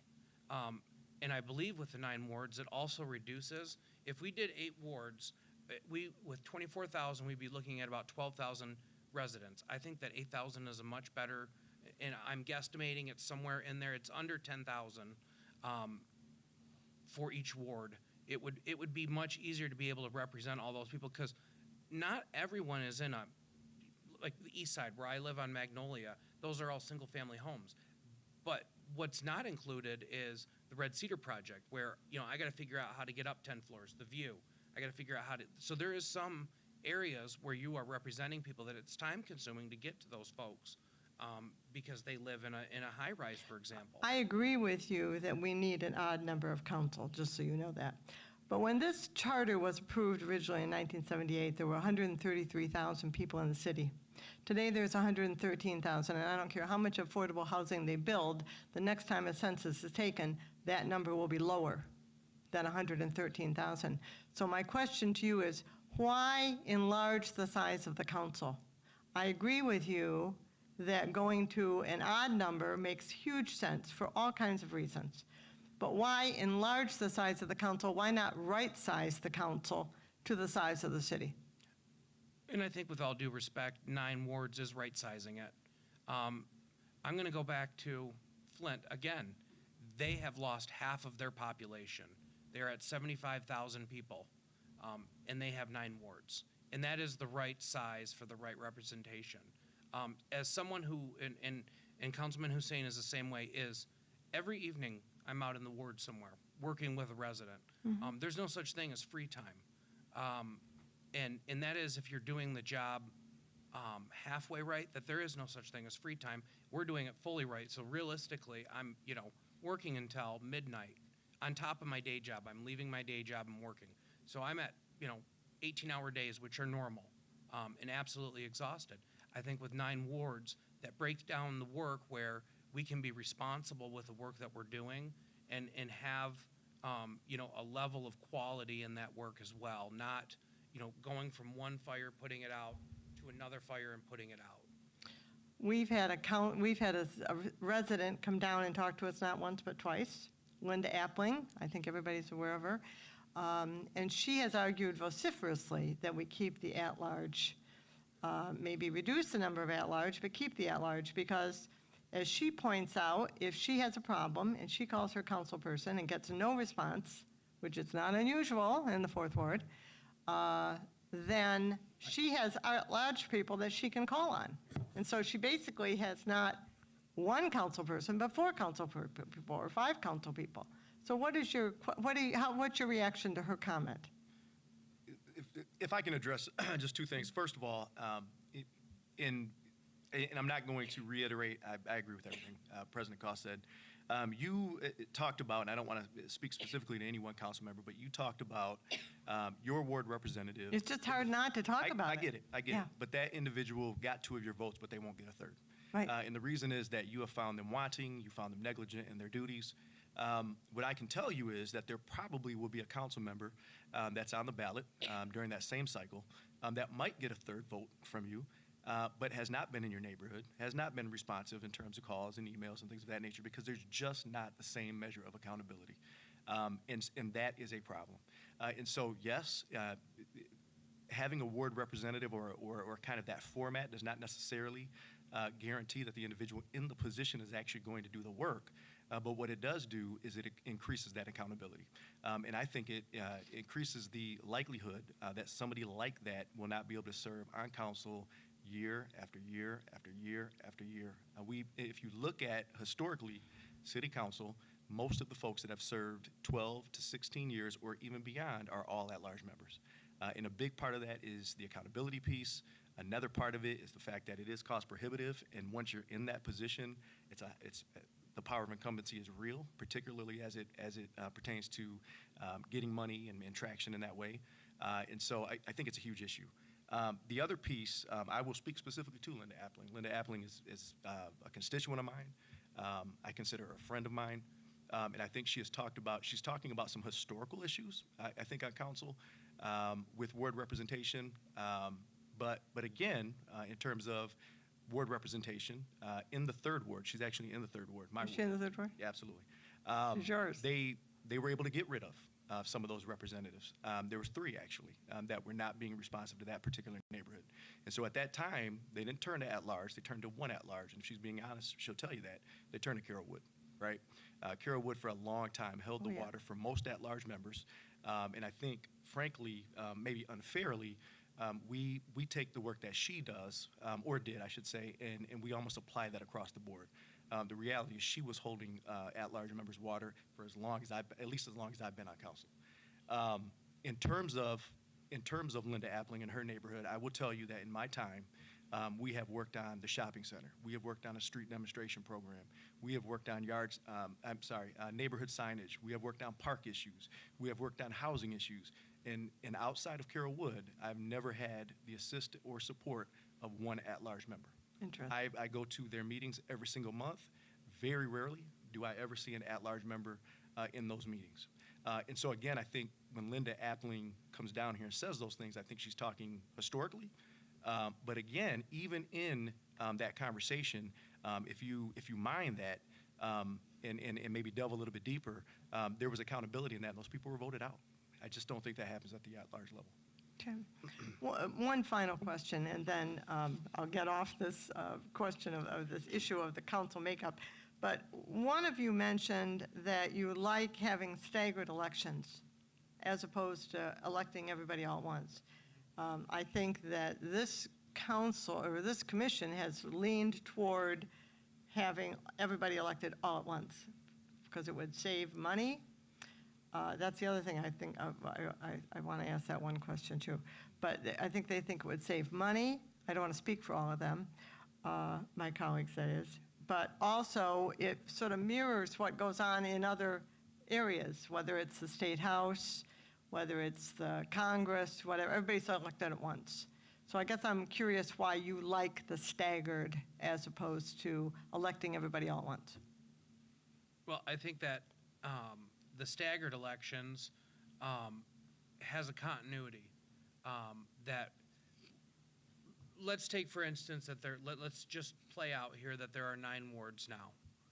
If we have an election where all 1 through 9 are elected again, it could be, and it has happened, where every member is now new. Mm-hmm. Every incumbent is thrown out because with the smaller wards, you have much more control over the election. Every incumbent's canned. So now you have a city council where no one knows any of the procedures. They're all brand new. What the staggered elections provides is a continuity, continuity of government. So for example, I am now president, of council. We have a newer vice president, but neither of us are up for re-election right now. So I'm not serving as president to think what serves my interests best to get me reelected. I'm serving as president because I want to see things advance forward. And there's 4 other members, and in fact, I think one of them turned down a nomination for vice president based on the fact that they believed that during an election year, their own, they should not be in leadership. It gives you a continuity, so you know that your city council will go on with some knowledge, whether that's minimal or not. I realize this is only my third year, but you're not sitting there saying, boy, no one knows the rules, what's going on here. I promise this is my last question. You have mentioned a number of things that you'd like to see us do or put into the charter that would raise the bottom line. I keep talking about the bottom line, and everybody says we shouldn't worry about the bottom line, but I do worry about the bottom line. And some of the things you've recommended would add to the budget. And so the question is, how would you pay for that? I mean, I live in the city, I follow the newspapers, I sort of follow city government to the extent that I can, and I know that the budget is always an issue, and the mayor, whoever the mayor is always trying to cut the budget to make sure it balances, and that's probably why some of these positions haven't been filled. Sure. And so my question to you is, how would you pay for what you're recommending? Yeah, so I would say this. We just hired a new deputy mayor at $180,000. I read that. So I think we can find the money. We have a chief of staff that sits here that makes nearly $100,000. And that's not to disparage those positions, but they're simply not in the charter. And those positions are filled. So we do find the money. I don't think that adding another council member at $28,000 a year with no benefits will break the bank. And I think that the other positions, I don't think you can put a price on having 2 extra auditors here when it comes to your money and my money. And I also think that having a body that is, has a legislative analyst of some kind that's helping us do the work so we can, get that job done faster for, say, for instance, the parking issue you had, or any one of the issues that Commissioner Washington or Commissioner Dowd could bring to me as their first ward representative. We would have somebody that can help with a lot of things, so our plate is not so full and to be able to get those done. And I don't think you can put a price on that.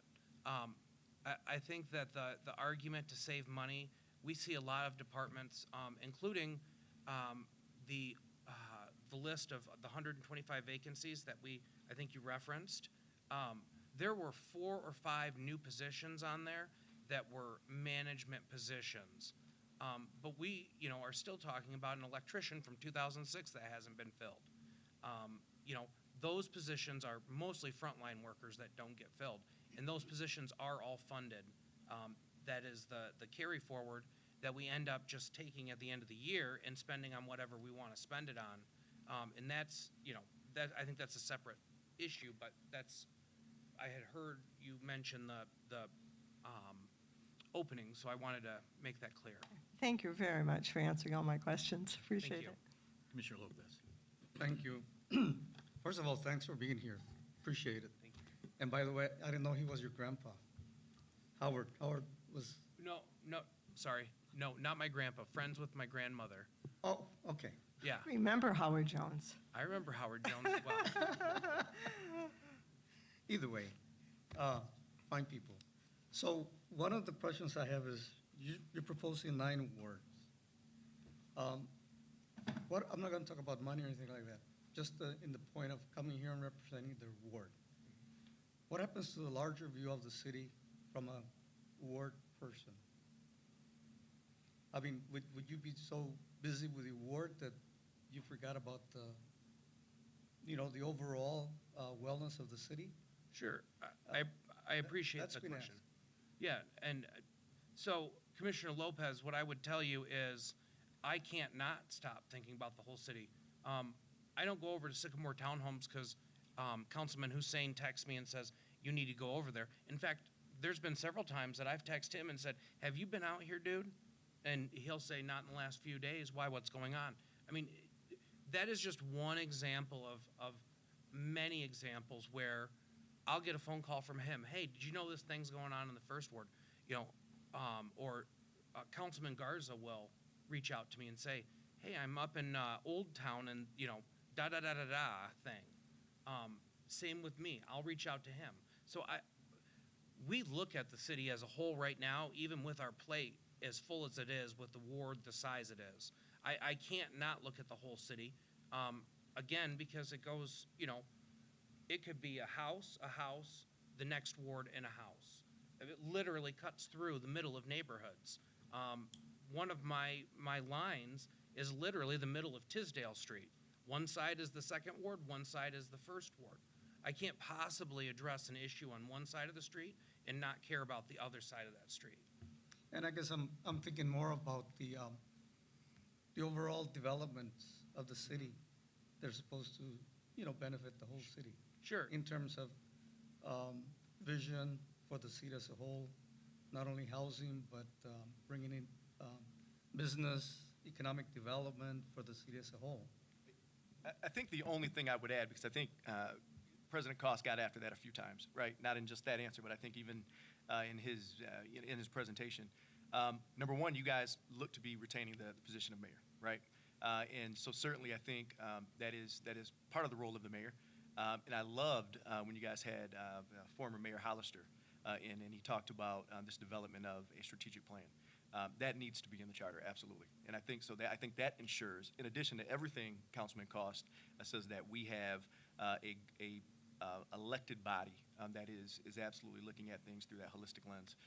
But I promise you, Guillermo, and you know this, that we absolutely, although we unapologetically and sometimes pugnaciously advocate for our ward, that everything that we do is to advance the entire city.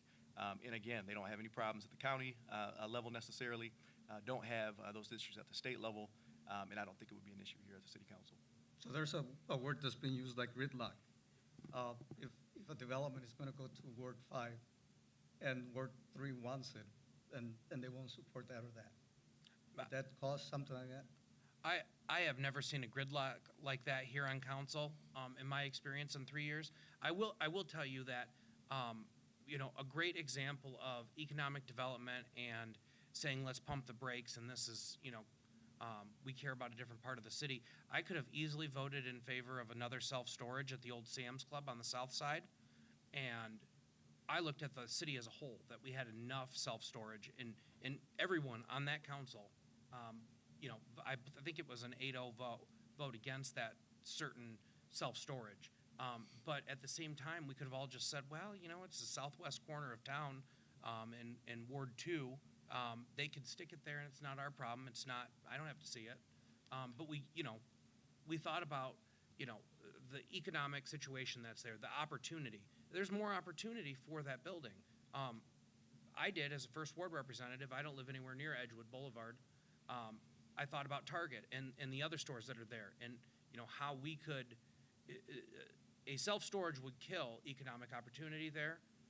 So if we pass it up, maybe something good will come. Like I know people laughed at it, but it's actually a serious thought now. Like Zap Zone XL, that place, if you haven't been, is awesome.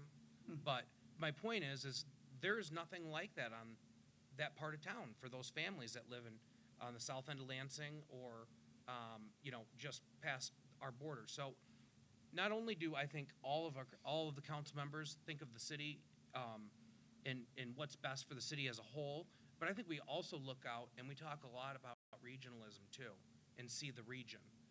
Because if you're just looking at the city of Lansing and not paying attention to what's happening outside of the city, A, you're going to miss the wagon on a lot of stuff, and B, you're going to get left behind in the dust. And I don't want to see that happen. Let me just add, even though as a ward representative I celebrate and applaud good, reputable investment throughout the city of Lansing, I'll be the first person to pick up the phone and say, man, Ryan, that is incredible. Super excited for you, super excited for your ward. Even if it was just out of greed. Anybody that understands, as an example, our budget and the fact that when we have investment, just a couple of revenue streams, right, that are bolstered are obviously your income tax revenue, your property tax revenue. Obviously, you see adjacent land values go up. There's going to be associated tax capture with that. That means that I, as a ward representative, will have more appropriation to my ward for, as an example, infrastructure projects. So I just don't, Guillermo, see that as a problem. That's never been a problem. I just don't anticipate that. It's been mentioned, that's what I said. I've seen spending 30 years in City Hall. I've seen some very good at-large members, some very good council members, board members. So really, it comes down to the person who was elected, how they work, with one and with all. So, but the thing that I haven't found in the charter anywhere is a definition of at large versus a ward council person. And then, yeah, the cost is far more for at large representative than is for a ward. So I'm kind of like, trying to find out what would be the best fit for the city. And I will be talking more about that, but thank you for coming. Appreciate it. Thank you. Commissioner Dow. It's my turn. Thank you, guys. All right, a couple of things here. I think making notes as people are talking, let me know if this is something you think would be effective language when we talk about adding positions within council into the charter. But I think after talking to Councilman Spatafor after last meeting, he mentioned he was in support of having additional, like writing into the charter a number of people, and just by simply saying FTE, not position. So if we included FTE that were required for city council, so let's say we use 3 FTE, one of which must have policy experience or something of that nature, and you're not spelling out positions because that could change. I think that gets us around it, but it affords us the opportunity to say, council, we require council has this much support and this can't be cut. And so I'm wondering if that kind of makes sense That in a, language would be absolutely acceptable, I think. If it were to be put in there as minimum staffing requirement, in the requirement that it's funded, because that really is the biggest thing. We absolutely do hire our own folks that work here on the 10th floor. So what that position is can, certainly be left up to city council. okay. You have to consider too, anything that you do here, you have to consider the passability in terms of pass the electorate. In that language, it might be more amenable to the citizenry. I think we want to get to a point where it doesn't, if this is not opened up down the road, or it is harder to have something changed, that it has some longevity to it and gives some flexibility. In my mind, I think that's a thing. When we talk about the 9 wards, I think one of the things I would just put out for everybody to consider is, Commissioner Boyd, we talked about the size of the city when this was written in terms of where we are now. I would say 40 years ago, we also didn't have social media. And as you mentioned, you see Mr. Cost responding immediately. And so the demand on council members now is far different than a council person 40 years ago. Because there is just the expectation that if I see it, I put a video or a photo on Facebook, and I expect an answer now, and I tag every council member into that. And so I think the demands have grown, even though the sizes of constituents might not have. So that would be my thought on that. If I just may respond, Mr. Chairman. All right, very quickly. I'm just saying, I think it's great because I see Ryan responding to all the people on the east side more than I see Adam. I'm sure Adam has similar communication strategies with his constituents, but I don't see it citywide. I mean, I think Ryan is an excellent council person, and I think he's going to be an excellent president of our council. But I think he is not the common person. And you see, and I've heard you and others talk about this 9-ward system, and yet, as Commissioner Lopez pointed out, Grand Rapids is bigger than we are, and they have fewer people on their council. And yet, we hear people talk about Flint, and we won't talk about Flint, but I'm familiar with Flint. And I don't want to use them as a model. Sorry. Yeah, my statement was just simply to consider that there are more demands on a council person now than there were 40 years ago. So trying to consider whether or not the size of a ward was right then or not. We just are in a very different world of expectations of our ward members. I want to touch on 2 things I don't think we've touched on yet. And one is about the budget, or I'm sorry, the raises of department heads, and I think that goes along with salary increases in approving salary increases for that kind of coincides with approval of contracts over $50,000. And what I would suggest is there's probably language we can consider in this because council already approves a budget. And if the expenses are within the budgeted amount, so if the mayor says this is the amount of budget or the amount of salary adjustments I want to budget for my department heads for the year, and they stay within that budgeted amount, I don't find the it's not necessary in my mind to approve a specific amount for a person by person. I do, however, agree that there should be accountability through a review process that's accessible. So if there were issues within a department, we could put some language on that council can review and make recommendations based on a review period. But the actual salary amount, as long as we're staying within the budget and you already approved that budget for the year, I think it would be really hard to come back and say, just kidding, we don't want that person to have that percentage of an increase now. So, this is what I would say about that. My idea was specific to political appointees, which are department heads and the mayor's staff. And the only oversight is the mayor. And he can write a blank check starting January 1st for whatever pay he thinks that they deserve. We don't do the budget in the new budget. So that's, halfway through the budget year that these people get raises. And sometimes it's not clear why someone who has not done their job, and I'm not saying anyone's currently like that, why they receive $4,000, or they have accepted one position instead of this transition between the two positions, and they get a $40,000 raise. What was the merit behind that? And I think that if you carve out just those specific positions of department heads and political appointees with a yearly review, and that yearly review can even include the pay raise, and have that separated from that idea of the budget process, because if you just blend that into the budget, it will continue to, there won't be any action on it. It is nearly impossible to pass a budget without being the quote rubber stamp. We did it once in my time on city council where we overrode a veto because we thought something was right.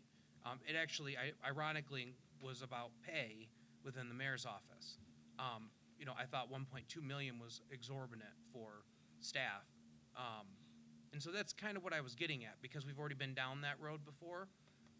And so if we have some oversight on that issue, we can, make sure that when we hear complaints that, especially from residents, like they're not responding to me, this person is not doing their job, that we have some recourse to say, okay, you're here singing for your supper now.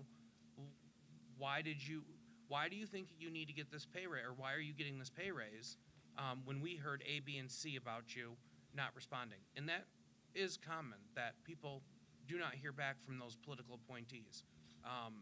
That is a lot of times why we get phone calls from city council directly from the mayor's office, that they reached out to so-and-so and never heard anything back, and it's been 3 weeks. Or I'm not even going to bother trying because I know they're not going to respond. And I don't mean to throw anyone under the bus here, but that's simply the plain truth of the matter. For sure. Thank you. That's helpful. I would say the same thing with contracts over 50,000. I think within the city where that's happening all the time at that level. And again, I do deal with budgets all day long. And I know from a person that's approving contracts, if I've already budgeted for that for the year and it's within my realm of like, I'm responsible for this and it's getting done, I think there's a question of like, when do you get too much involved on your plate that doesn't need to be, unless there's specific reasons. And I think that's what I would love to hear, is if there are specific things you think should be called out. 50,000 though doesn't seem like that seems arbitrary, especially if we're following an approved budget line item already. Yeah, so the $50,000 right now, how it stands, each department can spend on the charge card $5,000 without needing permission of any kind. So they could buy whatever it is that they buy, 5,000 here, 5,000 there. I think the reason why this contract language is not necessarily what the department operating is. But the contracts for, let's say, public safety building, the Ovation, we have a sole source on. How did that happen? We tried to bring that to the light and it was buried. And again, that's not picking on the developer that was picked as a sole source. That's just simply how it happened. We were told we could bring it to the light, and then, again, that's the problem with the city attorney's office. We got a reversal right here in front of everybody. I think that city council, we spend an awful lot of time doing special ceremonies, things like that. We could be doing some real work, some real oversight stuff, legislative work. the mayor can, again, use the federal government as an example in comparison, and there's a lot of things the House oversight does, Senate oversight, we don't do, and we should be doing. Special ceremonies are important, but we, at some point, we need to say there's some real work that needs to be done. It's not being done. And I know that each one of you has gone out and you continue to talk to residents. You know the work is not getting done. You can hear it from them. I have not stopped hearing about plowing today, and not getting roads plowed, not getting neighborhoods cleaned out. Why is my street not getting cleared? How is it we're coming up with this map? Because we don't do residential streets right now. Why isn't the map working? I mean, a whole litany of things that we have ended up having to answer because there's no one to pick up the phone on the other end. We should have solid answers for people. And I know that was like a long, extended version of your question. I apologize, but I think it's important that we start reviewing some of this stuff and seeing how we're spending our money, but doing it where people are watching. So there's transparency in how that money's spent. I would say, for a private business or even a nonprofit, I think there's some level of privacy when it comes to that, but we are local city government. So that was why I picked the 50,000, but it doesn't have to be 50,000, it could be 100,000. But I really want to make sure that we're being responsible with people's money, so. Very good. And my follow-up last question here is, it's interesting, and I just want to make sure you in your new role as council president, should we decide in the voters vote and we go to a 9-ward system, that goes then immediately to the council to create a plan to train. We would potentially have potentially every election cycle, you could have at least half of your wards changing. What we've talked about for a long time is this potentially opens up folks who have not had an opportunity to serve in government to be sitting at the table, which is fantastic, right? It brings a different person to the table, but they may have a very different skill set that is not serving in this capacity. And so I think we need to be prepared for training on that. How do we manage the city budget? I think right now when you get into that position, you're expected to have some sense of knowledge coming in. And I think we can bring folks to the table. So I just am asking, your opinion, is council ready to move in that direction to format all of that to be prepared for an expanded council? Can we start tomorrow? Okay, I'll take that answer. I'm ready and willing. And I can tell you that my weaknesses and my strengths are fed off of Councilman Hussein and the other council members. And I think that the same could be said of them to me. That is the kind of council that works well, I think, is when you can work that way and hit a lot of the same points, but ready, willing, and let's do it. I mean, I have no problem ushering in people that traditionally don't have that, want to be in this role and just can't. And it's that darn money, and that is a struggle. Thank you. Commissioner Washington. Thank you. Fortunately for you guys, I'm the last one, I do believe. I just have a few comments and a couple questions. I 100% agree with the 9 wards. Money has gotten to be too big an issue in our local government, and I've said it before. I agree with Ruth Bader Ginsburg that money is destroying our politics. And I didn't mind spending the money for my last council race, but I spent $35,000 of my own money, and I could not begin to touch what was spent on the other candidates with their free literature, free social media, free. I couldn't even begin to touch it, and I spent $35,000. And every day I was getting one of their lit pieces in the mail. It's just become so unbalanced, and it's no longer about government for the people, by the people. And I've said it before, maybe we can't get it out of our federal, but we're local, and we can do it right. And as far as the 9 wards go, we have to stop that 4-4. But we may be 113,000 today, but this charter is going to be here for a long time, and we have to put mechanisms in there for growth. I believe our city will grow. I am totally convinced our city is going to grow. When you look at what's happening in the region, and if we get some true visionaries in our elected positions, it will grow. And we need to have the mechanisms for growth, and we have to stop thinking that we're doing this charter for today. We're doing it for today and in perpetuity because we just took out the 12-year language. So it's gonna be like forever. And we have to be ready for that growth. And I agree with Commissioner Boyd in that the job of council has changed. Social media has changed the game. People are much more involved, much more engaged, much more expectant. And the at-large people, some of them will do it, some of them won't. Some of them will do it when they feel like it. And they'll show up to an event and smile. But the work isn't really being done there. And as far as the overall picture, everybody that runs for council loves the city. And council is reactionary. They're not determining where the developments are going. That comes to them from the administration.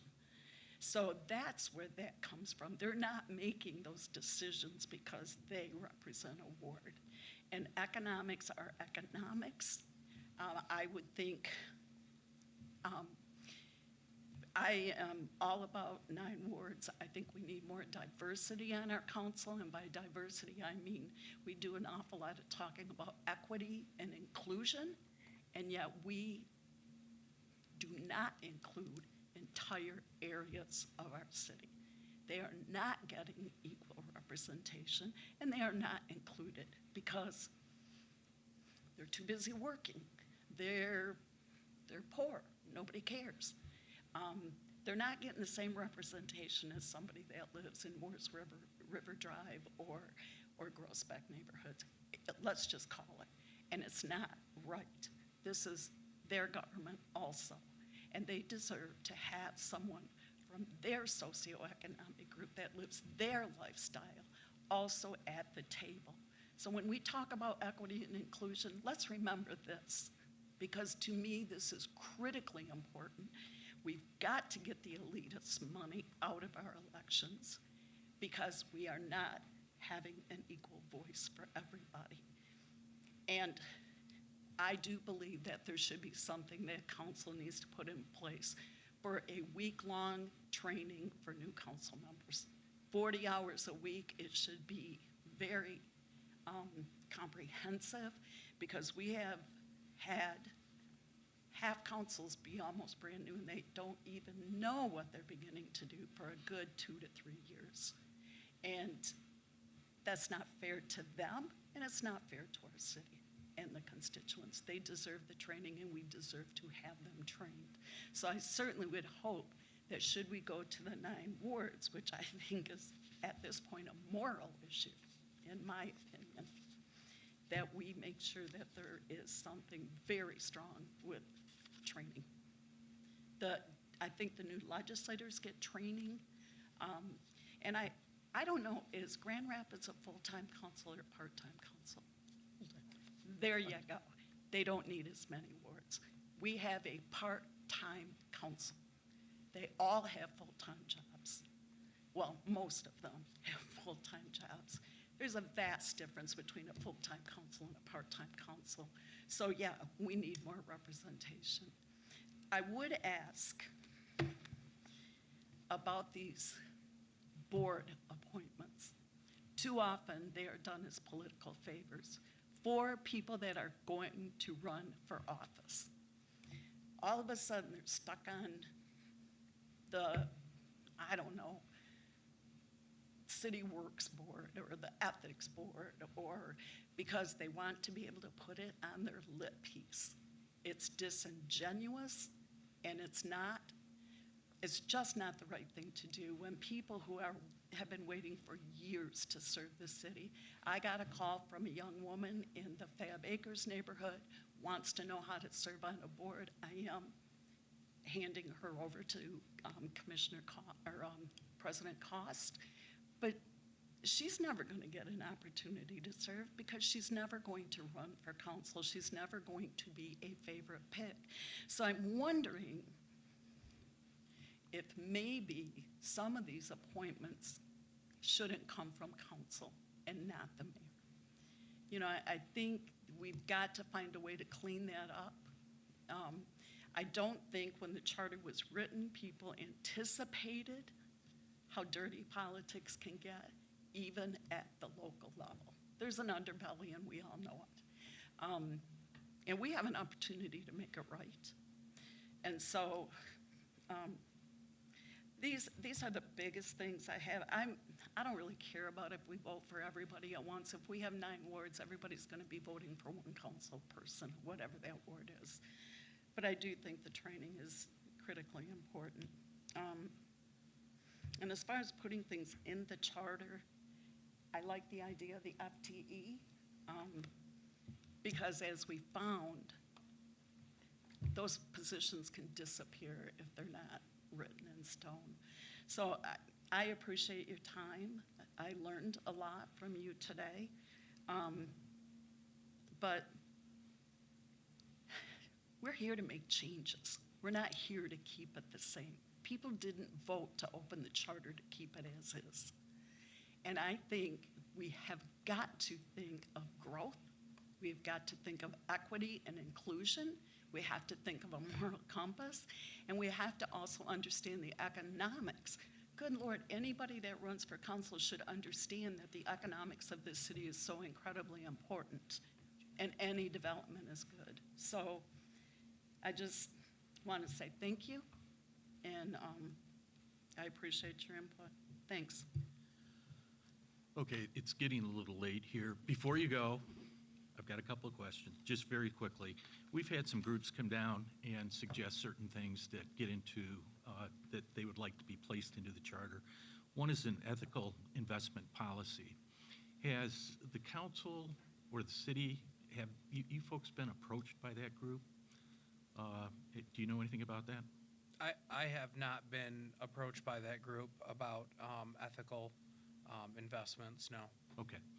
And then we had an individual that spent some time when we had the LBWL here talk about the discontinuance of fluoridation in Lansing's water. Has that issue come before you folks? It has not.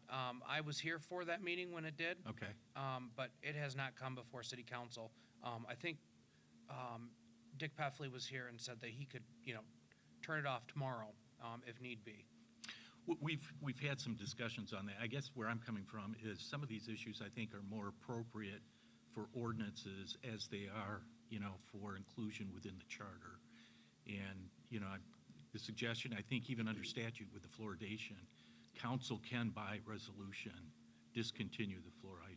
Yeah, and I think that you're correct. That would make more sense as a ordinance or resolution rather than in the charter. Okay. The thing that I've been frustrated about in terms of all of our review to date is that there's a lot of things in the charter that council can do. For example, there are annual reports that have to be submitted by all the boards and commissions, and what we found out is that's not being done. And in terms of transparency, in terms of you all figuring out from council's perspective as to what's going on, I'm not sure why that's not being pursued. Or if it is, you're just not getting the information. I don't know what's happening there. But it seems to me that there's a lot of stuff in the charter already. Some of the stuff that you raised here tonight, I think could be dealt with by a majority vote, or if it's going to be a veto, at least a 2/3 vote of the council. For example, the positions, adding positions or positions that are being taken away and you want to keep them. Are you saying that council would not support adding positions? I mean, as a 2/3 vote, let's say, for example, let's say it's going to get vetoed, that there's not support on behalf of council to add positions, whether it's auditors or legislative analysts? I think that there would be support. I think the issue, actually, I don't know if there would be support. To be quite frank, I don't know. If there was and we were to pass it, I think where the downfall is then we start, I've been hearing this a lot lately, from administration to administration or year to year, we start playing it's this, then it's no, then it's this, then it's no. So are we going to, it could turn into a political football where, one mayor gives us that position and funds it, and then gets mad and takes the funding away, and then someone makes a deal, and now the funding's back. You know, I'm just thinking towards the future of how our politics are moving nationally, from a local level all the way up to federal. That seems to be what the new pattern is I'm gonna change it to this thing, and then I'm gonna change it back, and then I'm gonna, you know, so I don't see that volleyball, back and forth thing changing. Mr. And that's my President, concern with the position. I think you should start issuing some executive orders tomorrow to get this stuff done. Let me tell you, if I had that power, I would not use I it. don't think anyone has that power, but they do it anyway, so, you know. Well, it's a bigger conversation. Yeah. The other thing I'd ask you guys to, or you folks to do is to look at the authority that you currently have. For example, on the idea of the per diem payment. If you can deal with that issue through council rules, or I think in the charter it talks about maybe the possibility of an ordinance. You know, I don't know if it would pass, but, you know, again, looking at putting something in the charter versus by ordinance or even council rules, I think, Councilmember Hussein, you brought up the idea of the affidavit that currently has to be filed in May of each year. Your council rules has that date in there. You could amend those rules to take it back to January 1st or February 1st, whatever you want to do.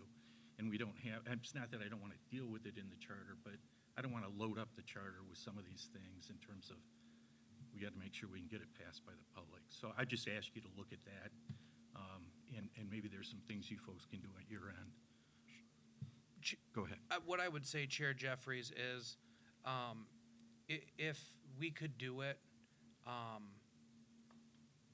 I don't think we would be talking about it. And I think the unfortunate truth is you're trusting politicians to make sure that we're doing the right thing. A lot of these issues are the reason why you all are up here right now. People wanted change, but they want to see permanent change. So if I have very little hope that we would regulate ourselves when it comes to pay and attendance, and tying attendance to it. I just don't. That's like putting the fox in charge of the hen house. And so that's why I'm bringing those things to you. And all these suggestions are not because I sit on city council. This is what I hear from people, you know, because we hold constituent meetings religiously, which, again, at-large folks do not. Oh, I'm sorry. This month they will have one. It is, I mean, I don't mean to pick on anybody here at large, but, you know, someone that's doing the work, talking to the residents, to have the idea that we could pass this through council, I don't think so. I'm not sure it's going to happen, and I'm not sure that people are at a point where they can wait any longer for change, and that's from top to bottom. And I don't know that it needs to be, you know, a drastic change or some, you know, throw out everything and redo it. But I think that there's opportunities that we're missing that can be enshrined in a charter where it's not a political volleyball that can be changed by the next council because they didn't like the attendance policy. It's in the charter. Well, I agree with some of that, but there's some other points that, you know, I think you should consider putting in the charter, or putting in as an ordinance. I mean, I look at Ingham County, that's what they did as a board. They created their per diem policy, and I think other places, I guess other cities have done it as well. So anyway, Councilmember Ward? I just want to correct the narrative here on one point. It seems to me that when this went before the voters, they were asked if they wanted to have a review of the charter. They were not asked if they wanted to change the charter. And then they were asked to vote for candidates. And they did not elect a change a commission. We are pretty much mainstream people, I think.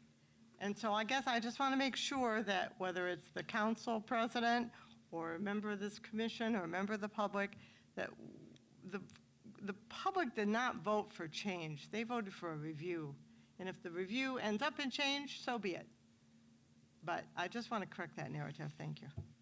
And then just one last thing is an observation, having been on council, and it was some years ago, as an at-large member, I have to say that how you're describing at-large members today is not what it was when I was on city council.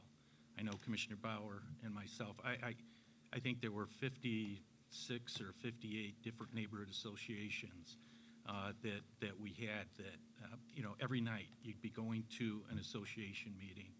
And every weekend there would be district meetings or ward council meetings that they would have, and we would go to those meetings as well. I can remember there was one summer we kept having these 100-year events, particularly on the south end, where there was all this flooding. And I can remember one Sunday night finding myself in someone's basement pumping out fecal matter because it was flooding back into that basement. So, I don't know if I don't believe it's so much about whether you're a ward or an at-large person. I think it's the person that's serving that makes the difference. And you too. I mean, you can tell that you've made that difference and that you've made that commitment. And there are others, such as my ward council person, this is the direct opposite of you folks. So, that's just an observation. So, I want to thank you for coming down, spending quite a bit of time with us tonight. The information, I think, was very helpful, and I think balances out very well with what we received from the mayor's office, and I think will give us a lot of direction and help in terms of where we're going. So, thank you so much. Yeah, thank you. And congratulations, Commissioner Dowd, on your engagement. And happy birthday. Okay, moving on to the agenda.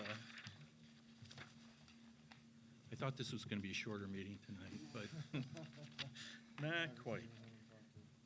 Under old business, there was an item placed in your agenda regarding our calendar. It's the green page. What we did is, after our meeting last week, we sat down and put together a schedule that we think will work in terms of getting us to the end of May with a final product in time to get it to the governor's office and the AG and then up on the ballot. And what we're doing is, you can see that we've put on this agenda the first Monday of the month. Basically, we're going to sit down and have a review of an article without any presentations. It's going to be kind of a work session. And typically, we probably would not be voting. However, if there's an issue that we can vote upon and get it passed, I would like to do that, get the work done as quickly as possible.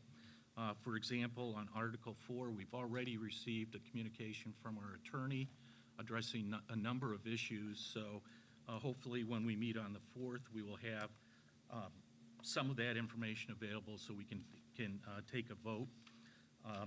I also want to point out the deadline for packets. We've talked about this a number of times.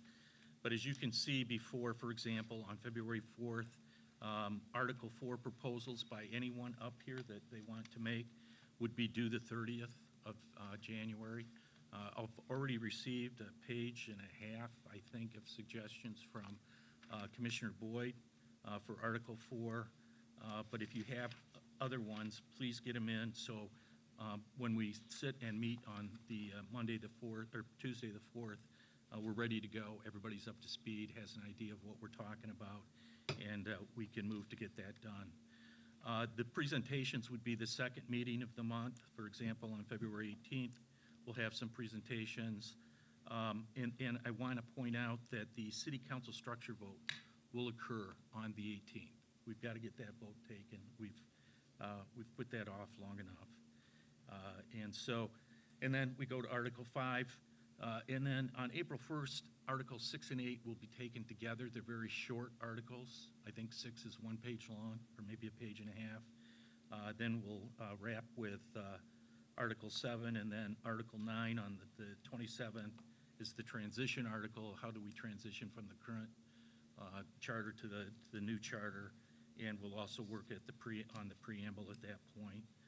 So that's kind of what we're going to look like for the next rest of the time here, hopefully. Commissioner Boyd, question? By looking at this calendar, does that, I just want to be sure if I'm clear, the earlier calendar had us going through June, I think. And so you've contacted the governor's office and the AG's We have office? asked our attorney to reach out to the Attorney General's office to make sure they understand where But we you're are. assuming it's going to be earlier? I think that's going to give us some cushion if we can get it done. Thank you. And again, if we're going to run into issues or a problem with getting this schedule or getting these articles reviewed and done pursuant to the schedule, then we'll schedule additional meetings. But hopefully, if everybody's prepared, I think this is something that's doable. Let's give it a try and see what happens. Any other questions? Okay, I don't think we need a vote on this. Since it's not actually adding any more meetings, no. Yeah, okay, thank you. All right, moving on to our old business, the Article 2, line-by-line review, and Article 3. Looking at the cheat sheet that Emery has given us, you'll see that the reviews tonight, we only have two articles in Chapter 2, 2-103.2 and 2-302.1 through .3. And then in Article 3, we have three issues that we're going to be looking at. Article -205.1, and then 3-207.1 through .5. And then we received tonight a late edition of Article 3.309, which is simply tidying up some language that needs to be done since we made the change to the 10-year review of the list of ordinances, and we can get to that a little bit later. We have our attorney, Ms. Rewa, is here by Zoom or Teams, whatever. So, Kristen, can you hear us? Kristen, are you there? Maybe we don't have her here. Okay. If everybody wants to, please look at the correspondence dated January 17th, 2025. That's what we'll be working off of in terms of the review, both of those articles or chapters.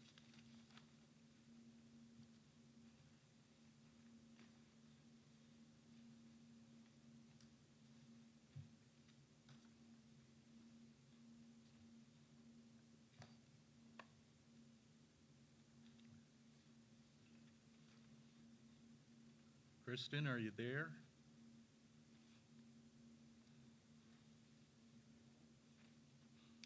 Hello?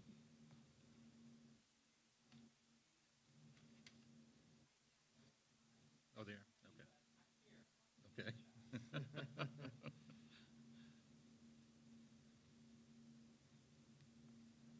Just let me know if you're able to Oh. hear me. Can you hear me? Yep, can you hear us? Okay, yeah. Yes, I've been here, yes, so. Your volume is a little bit low. Is that on our end or her end?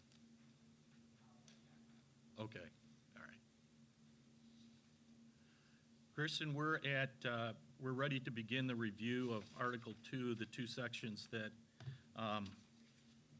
that you have given us an opinion on. Do you want to go over that? We're looking at 2-103.2. Yes. So recall that in a prior meeting, the commission added a definition of what default to the city actually means, because there already currently is a provision in the charter that says no person who is in default to the city shall be eligible to hold any city office. So the definition's already kind of fleshed out what default to the city means. Mm-hmm. But at the last meeting, there was some question about what who it applies to in terms of officer, and then just ensuring that it means at any time, not just at the time that an appointee or an elected official is taking office.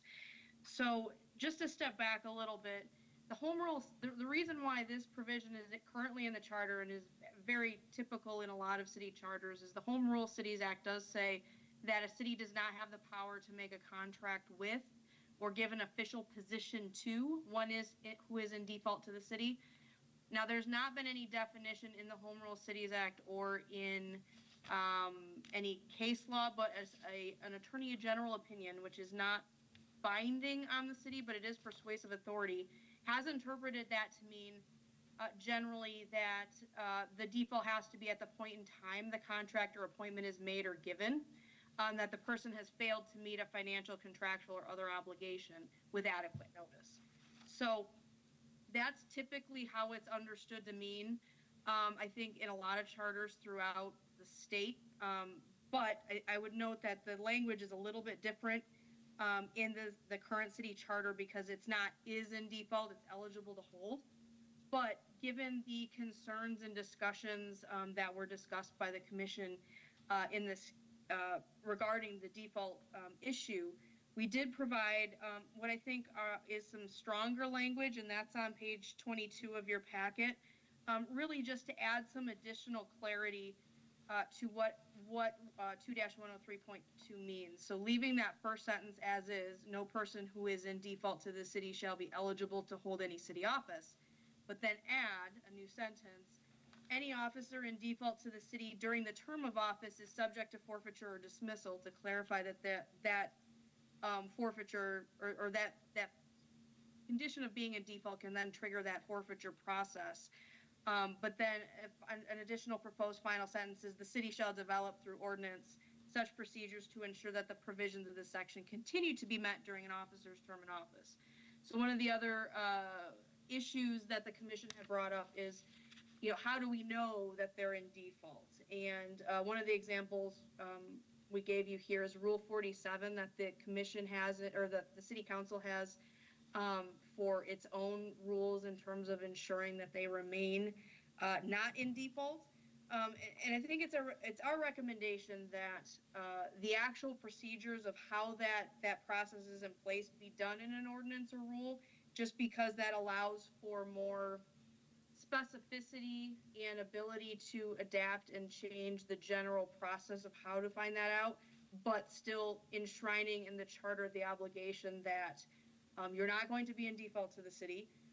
If you are currently holding office, you could be subject to default if you are you could be subject to forfeiture if you are in default, and that the city is required through ordinance to establish what the process is to ensure that you remain eligible for your office.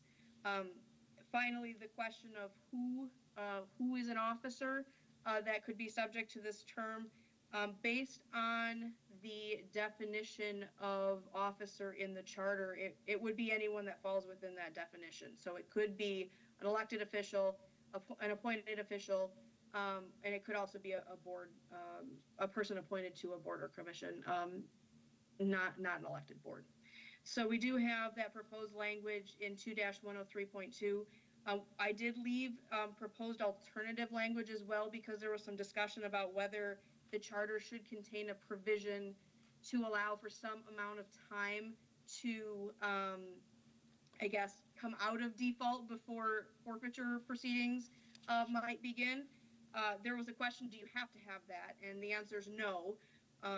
You do not have to specify that in the charter. I think to the extent that there is somebody for whom forfeiture proceedings are brought, that would certainly be an aspect of having to prove the forfeiture and removal of office, is that the person knew about and had time to rectify whatever that default condition is, but did not do so.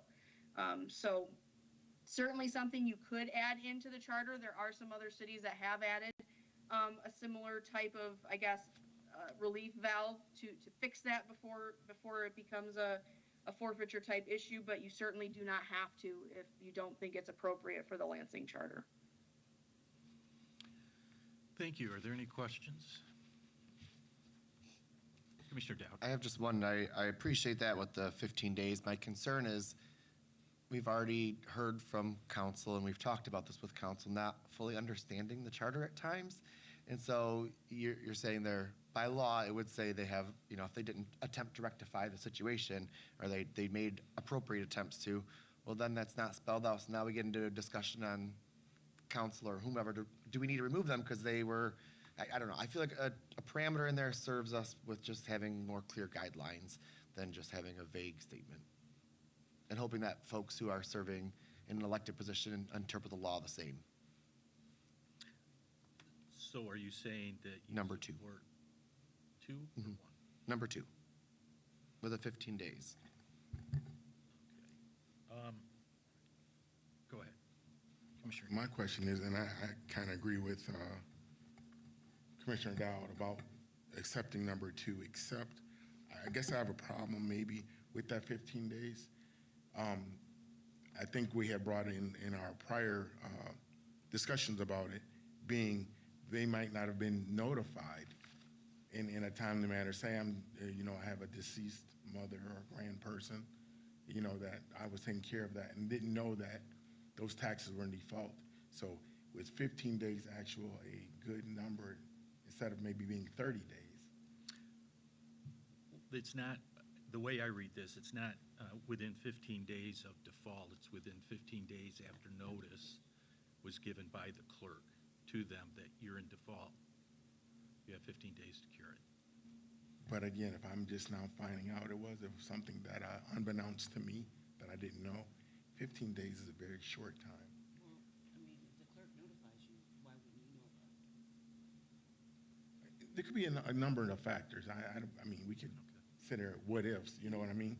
It could be a lot of factors of why they didn't know about it. Commissioner Boyd. My question, to piggyback onto what you're asking, is the written notice. What's the deadline for the written notice? In other words, somebody may be in default to the city, and then after written notice, they have so many days in which to pay up or to make it right. But the question is the written notice. When does that go out? That could go out in 2 months. Could go out in a month.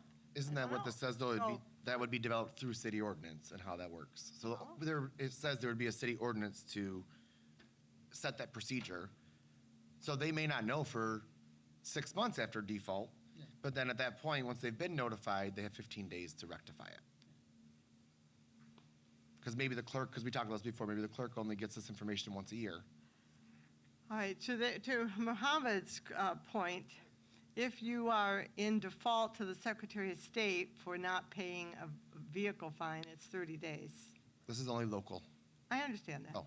I'm using it as an example. I mean, they get 30 days from the time they get notice. So maybe 30 days is more reasonable than 15 days. Is that a motion to amend? That's an motion to amend. Well, first of all, I'm sorry, did you, no motion? No Okay. motion. So I'll take it back. I'm taking back my motion to amend. Okay. And I proposed a motion to edit that language on number 2 to 30 days. Okay, so you want to From go the- with 2 with 30 days? Yes. Yes. Okay. Yes, I'm It's sorry. been moved. Support? Okay.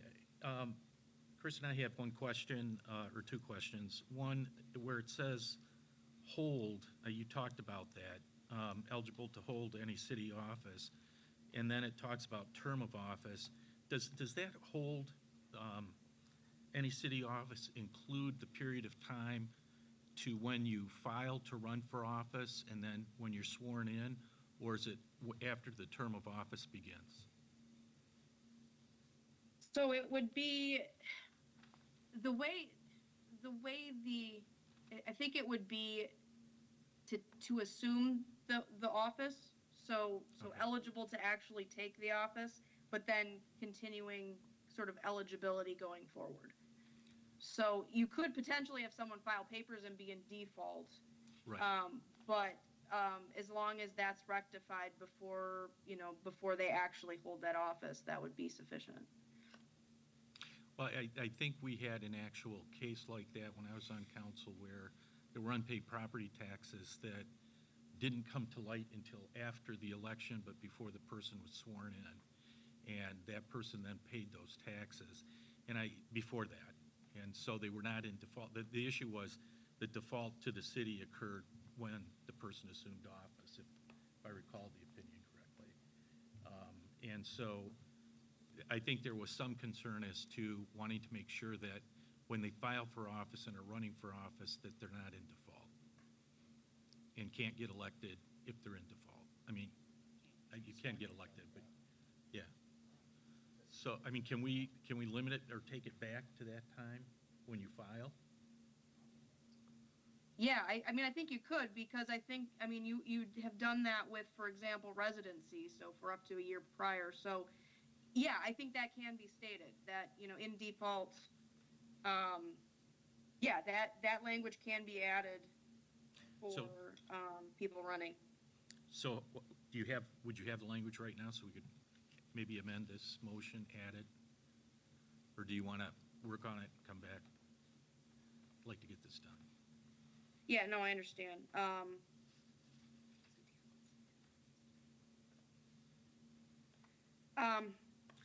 I'd really like to be able to bring a full thought-out sentence to you rather than do it on the spot. But so just to be Come on, clear, you're our attorney, you can language- do it. The That's- language you that's would what like attorney- added would be to clarify that there can be no default at the time of filing for the office. So do you want to come back with it? Yes, Is that what you're saying? Okay. yes. Is that okay with everybody up here? Okay, so we do have a motion. It's been supported. Okay, if there's no objection, we'll just, yeah, thank you. We'll withdraw the motion, and we'll bring it back at the next session. Thank you. All right, there's no objection. All right, moving on. Let's go to section 2.302. All right, there were several questions on this item, in particular, the forfeiture and removal for cause. What does removal for cause mean? And then, what does any person appointed to an office for a fixed term mean? And, you know, how does this apply? The more that I reviewed this and did a little more legal research, I think there is some ambiguity in here. First of all, removal for cause tends to be a legal term of art that, generally speaking, is just there is a legal cause or reason for that. Now, there is some case law on what that means in the context of the Home Rule Cities Act, and that does mean that, you know, for a removal for cause requires some direct connection between misconduct and the performance of official duties. So that's generally speaking what for cause means. But when a city charter specifies what the potential grounds for forfeiture are, that also tends to limit the reasons that you can bring a forfeiture proceeding against that official. So where it gets a little bit, I think, confusing is when you compare the language of what's currently in the city charter with what is stated in the Home Rule Cities Act. Because MCL 117.5D says, the term of a public official shall not be shortened or extended beyond the period for which the official is elected or appointed unless he or she resigns or is removed for cause if the office is held for a fixed term. And so what's a little unclear is whether the use of the term for remove for cause in the charter is just simply referring back to the Home Rule Cities Act provision I just read, or whether that's supposed to mean some additional sort of ability or reason for removal of an individual. And where it gets a little confusing is that the charter does not, after may remove for cause, says any person appointed to an office for a fixed term, but leaves out the word elected, whereas it says elected or appointed in the Home Rule Cities Act. So I think that it's that kind of sort of the lack of the wording there, particularly for elected, it's making it a little bit confusing. So we do recommend some changes, I think, to make it clear and provide some broader abilities for dealing with misconduct within what that means, and for cause, what removal for cause means under the Home Rule Cities Act. The other issue had come up with, what does appointed to an office for a fixed term mean?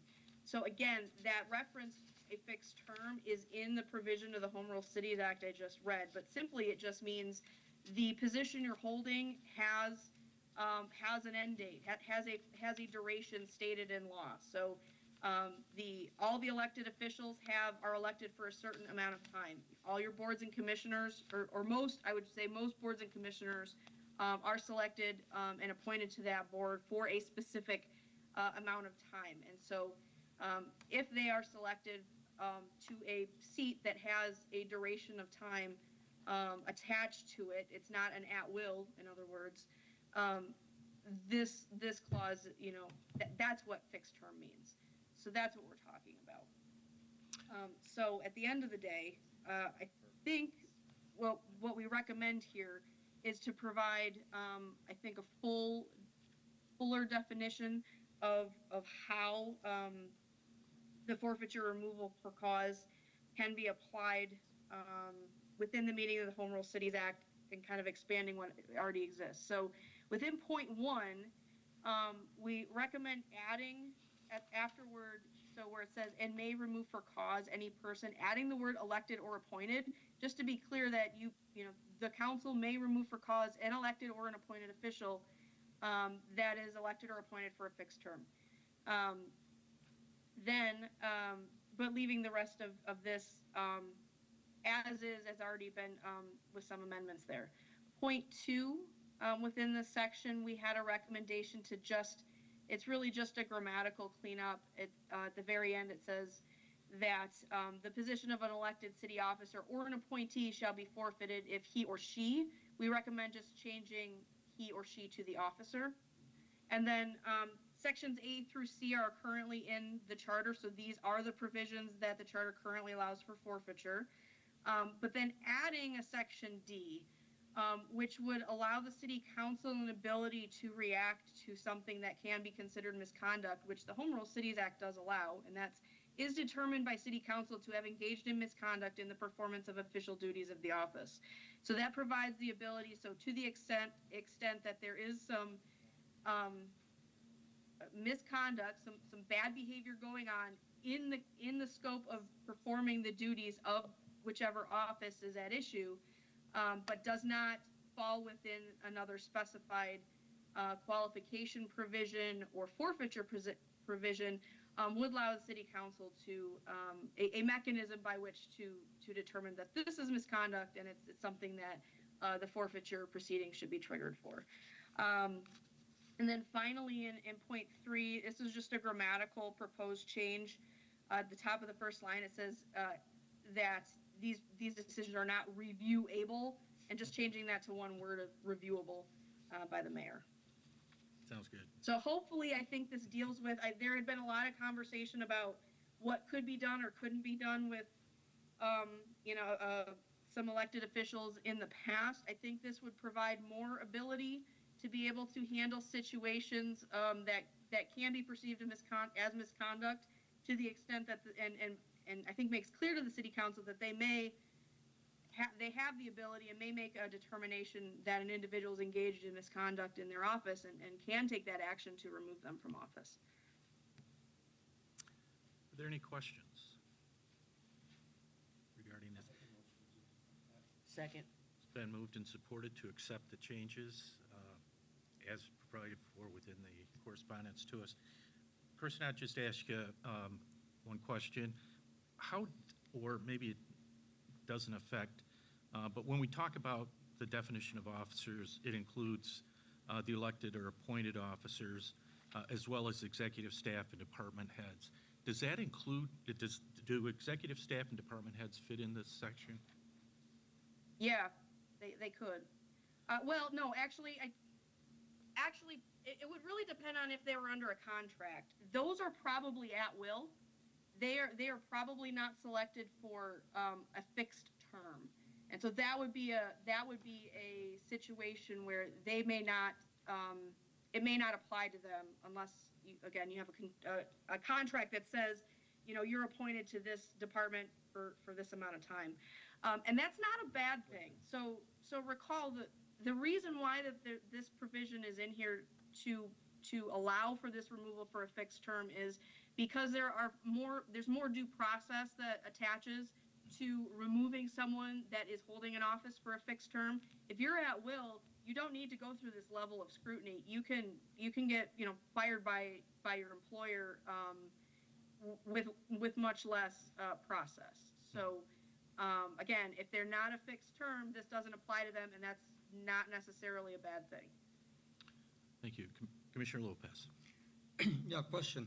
So is the council then required to, by ordinance, identify the process for this to happen? Because it says a council member charged with conduct constituting grounds for forfeiture is permitted to attend and speak, all that we already heard. But before the public hearing is set, there has to have something, had to have happened beforehand to get to this point. Yeah, okay, Kristen, does this require an ordinance by city council, or can they do this by council rules? I think that this is self-executing. I think that there's enough here to be able to provide due process to an individual. You give them a notice of what essentially the charges are, an opportunity to be heard.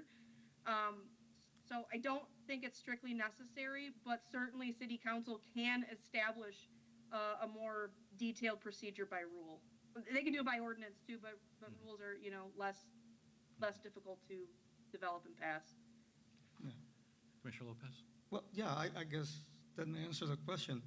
I just want to know that people know what they're being charged for, and the process for council to then enact this. So, I mean, is it by rule or ordinance that if the council, or is it if the council wants to, or they don't have to? Let's see. I'm just taking a look at this. Let me see.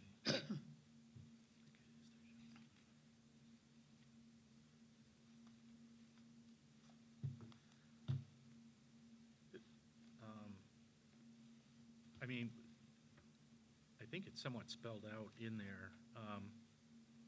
So you're requesting, you're suggesting that we add language in here that council develops? Well, I'm asking the question because here it says that, let me go to elected or appointed to an office fixed term.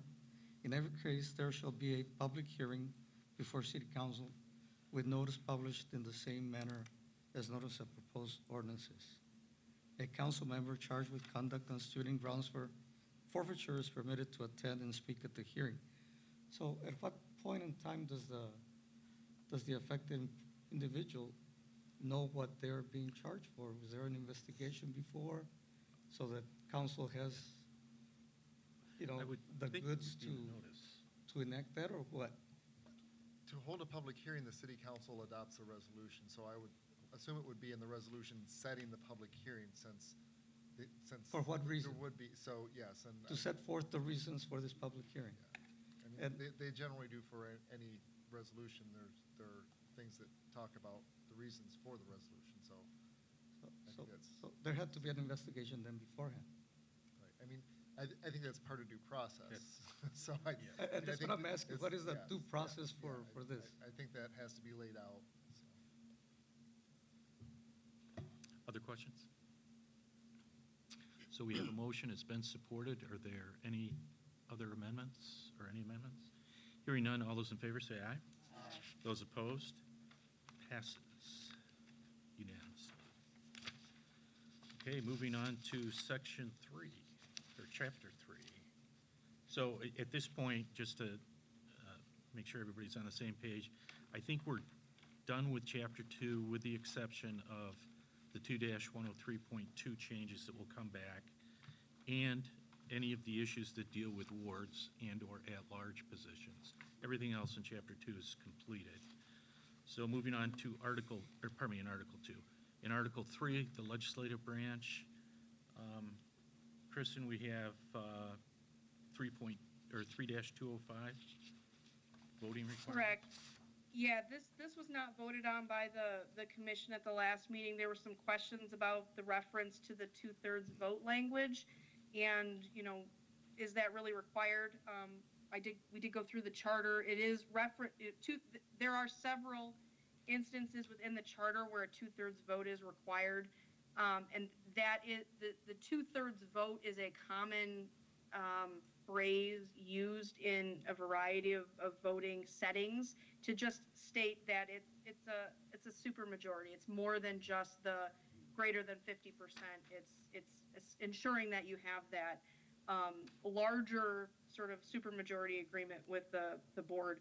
And there is instances in which Michigan state law does require a 2/3 vote in certain votes for certain zoning ordinance amendments and a few actions under the Home Rule Cities Act regarding rejecting a compensation recommended by an LOCC, a local officer compensation board, and then also how charter amendment procedures are completed. So that is a requirement. So we would recommend leaving the 2/3 language in place, given its how frequent it is throughout here. And then we provided two options in terms of proposed changes to 3-205 that would take out the specific hard numbers that are currently existing in there. Option 1 is a serving number. So this is based on calculating the vote and including a 2/3 vote based on the number of 2/3 members serving, whereas option 2 is making that calculation of vote based on the number of seats provided or established in the charter. So again, it's looking at the whole number of seats, whether they're all filled or not, would be option 2. Are there any questions? Chris and I had a question in terms of what we did, I think, at the last meeting when we talked about quorum. We talked about a majority of, it talks about a majority, not a 2/3 vote, but it was a majority of the number of council members established by this charter, which is the same language that you're using here under the 2/3, under the second option, option 2. Is that language, number of council members established by this charter, the same as council members elected under the definition section? Does that mean the same thing? I'm sorry, council members elected in the definition section, Yeah. I think it is. which I just want to take a look at the language you're referring to. Which definition? It's members serving? Okay. Members elected. Or members elected. All seats are counted in determining an ordinary or extraordinary majority.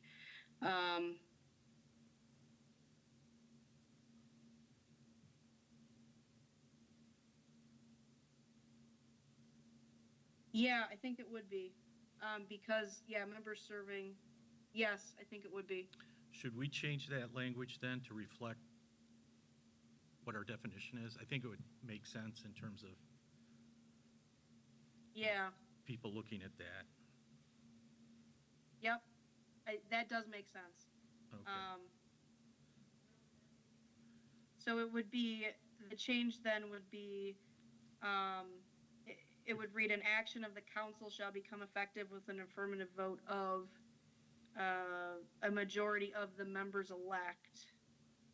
I would say a majority of the number of council members elected. And then put a comma in there, and then except as otherwise provided for by the charter. Yeah, In option 2. yep. Can we do that? Yeah, that would be the first part, and then let me read through this. So yes, you could do that for that first sentence, and then the second sentence, a vote of the 2/3 of the council shall require an affirmative vote of 2/3 of the numbers of members elect. I would say the 2/3 of the council members elected, period. The council, yes, you could do that. Does everybody understand what we're doing here? Commissioner Boyd? I just have a problem with the 2/3. It doesn't work. It doesn't work for our council. So I would say, why couldn't we, I realize that it's in the Home Rule Cities Act that it says 2/3. Can we say supermajority? Can we wait until we decide how many council people we're going to have? Maybe 2/3 will work once we decide that. To me, when I read through this charter, I thought, why does it say 2/3? Because you can't have 2/3 of 8. Whatever. It made no sense to me, just for the record. Okay. Anyone else have any questions? Councilmember Lopez? No? Okay. Okay, so is that option 2? Okay, it's been moved and supported for option 2, so just to be clear, the first sentence will read, "An action of the council shall become effective with an affirmative vote of a majority of the number of council members elected, comma, except as otherwise provided by this charter for the filling of vacancies and resolve conflict of interest of a council member." Then the second sentence would read, "A vote of 2/3 of the council shall be required, or shall require an affirmative vote of 2/3 of the council members elected," period.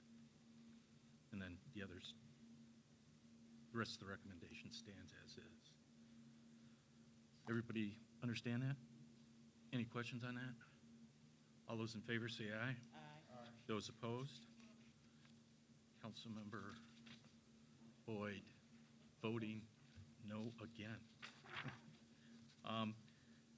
Kristen, can we then, I think we should go back to 3-203 under quorum. And everybody should have this in their packet, page 36 of 39. Does everybody have that?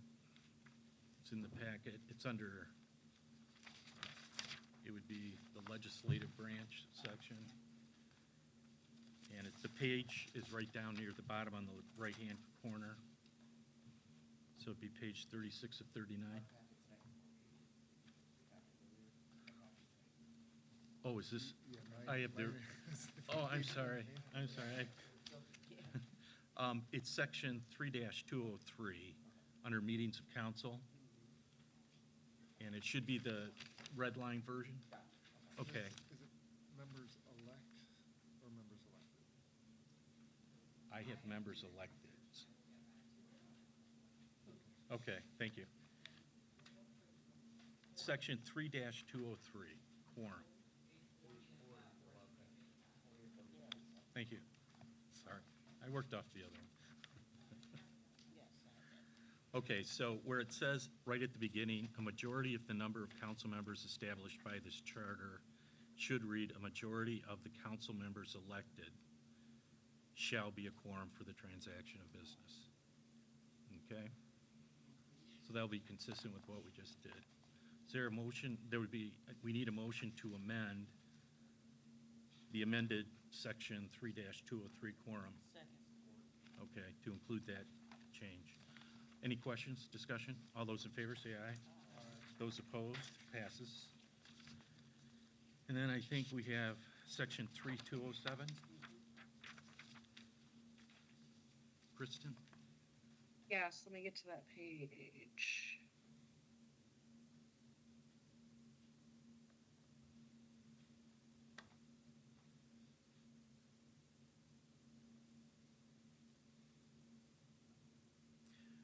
I would just say, until Kristen comes back, this deals with the rights and responsibility of council members.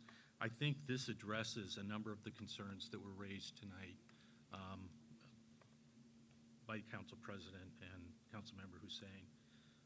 So I think we're kind of all aligned there. Yes, thank you. So, yeah, there was some discussion about what recourse city council members could have for, I guess, getting stonewalled, for lack of a better term, as it's been sort of described in some of these meetings. In looking at sort of what language currently exists and what language could be available, one thing we did notice is that it's not uncommon in other city charters for there to be a statement that the members of city council can compel the attendance of city officers at its meetings. That does not currently exist in the City of Lansing ordinance, and so one of the proposed additions to that we offer for your consideration would be to include that language in point 1 as well. So it's not just a right to, not just the ability to ask questions and expect an answer, but, you need to show up at this meeting because we're talking about this budget and we need this info from you at this meeting type thing. So we did add that in there for your consideration in point 1.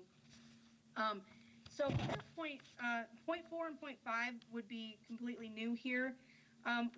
We note that the current Lansing Board of Ethics does have a statement that requires employees and officers to cooperate with the Board of Ethics in their tasks, but there really is not a similar duty placed on officers or employees to cooperate with City Council when City Council is asking for information to do its legislative function. And similar language does exist in other city charters. So we did develop some language based on, what we could see in what the Board of Ethics currently has, and then just what some other charter language in other cities have, and came up with point 4 and point 5. So first of all, point 4, establishing that officers and employees do have a duty to cooperate with the City Council, and what that cooperation means. But then point 5 is your enforcement mechanism. So to the extent that the person willfully and without justification or excuse obstructs or interferes with an investigation or inquiry of the City Council authorized by the charter. So if the charter allows the City Council to ask these questions, gather this information, and again, get stonewalled without good cause, there can be repercussions, and the charter spells out it can be one or more of the following, which could be, if the person's an employee, a recommendation to be reviewed for disciplinary action. Again, remembering that it's City Council's limited in terms of employee actions. But if it's an officer, this would be in addition a new potential cause for a forfeiture proceeding to the charter. Potentially prosecution by the city law department, because a violation of the charter can be a misdemeanor. And then any other penalty that may be defined by City Council through ordinance or rule. So really providing the full gamut of what could be an enforcement mechanism, kind of spelling it out in here. Are there any questions? Commissioner Boyd. I have a question. This, as I understand it, this language spells out what can happen if the employee decides not to cooperate, or the officer. Where is the language that protects the employee or the officer? In other words, I've been in state government a long time, and I can see someone subpoenaing me for information. And I understand that if I obstruct the process, that I'm subject to penalties. But where is the protection for me? So that if I say something, there isn't retribution against me for what I say. I don't see that here.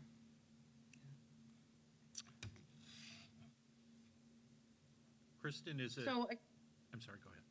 yeah, I mean, in terms of a protection, it's not, I would say it's stated in the willfully and without justification or excuse.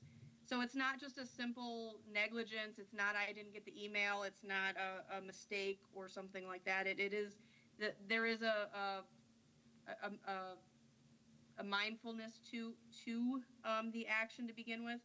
Again, remember as well, when we're talking about employees, the protections typically, when we're talking about particularly a city with a collective bargaining unit, these would have to be bargained for, and there would be protections under the collective bargaining agreements.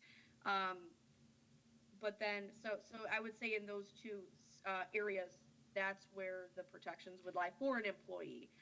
For an officer, they tend to be at will. So again, it's are they willfully and without justification or excuse. There may be a very good excuse why they could not provide the information asked for, either because they may not be allowed to provide that information to a council member by law, or there may be some, I don't know, inability for personal reasons or whatever to be able to answer fully the question. So again, it's the task here, I think, in this rights and responsibilities of council members is setting forth what abilities the council members have to get the information they need, yeah. I appreciate that, but I cannot vote for this unless there is a protection for the employee. Okay. If I could just follow up, what would that be? What would that look like? Well, I don't know, like the attorney, I'd have to spend some time thinking about it. I don't know right off the top of my head what that would be, but in other words, if an employee were to come and speak truthfully and give the information that they are being asked, and somehow their supervisor or the appointing officer, be it the mayor or the deputy mayor or whomever, or the HR director has an issue with it, they might want to terminate the employee or take away some of their rights or downgrade them, to reassign them so they make less money and whatever. I don't know the answer to it. But I think there should be some protection for the employee. Now, if it's already written in a collective bargaining agreement, fine. If there's something in the HR handbook that protects the employee, fine. But I have to see that the employee is going to be protected. Commissioner Washington. Thank you, and I agree with Commissioner Boyd, because there are, even today, as when you were on council and I was on council, where supervisors tell their employees they are not to speak to council members. They are not to give out any information, and yet they're being held to give it by this charter, and they're terrified. They make secret phone calls, they'll meet you for coffee, and I think it isn't the employees that are being obstructive, it's the supervision and administrative staff. And they do fear for their jobs. Commissioner Bauer. I think we're all having some concerns with this, and I'm looking at it even from the position of the mayor and department heads.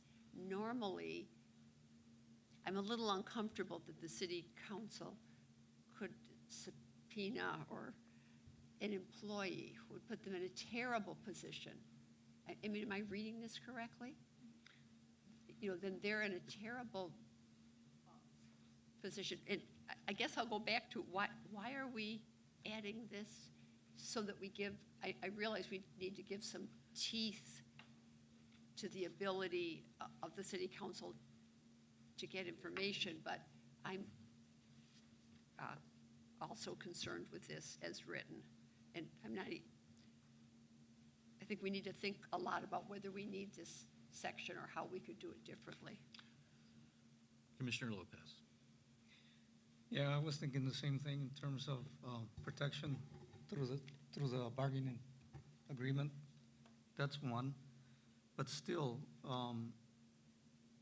then what comes next? I mean, they're represented by the bargaining unit. They're told not to go there. So it's kind of,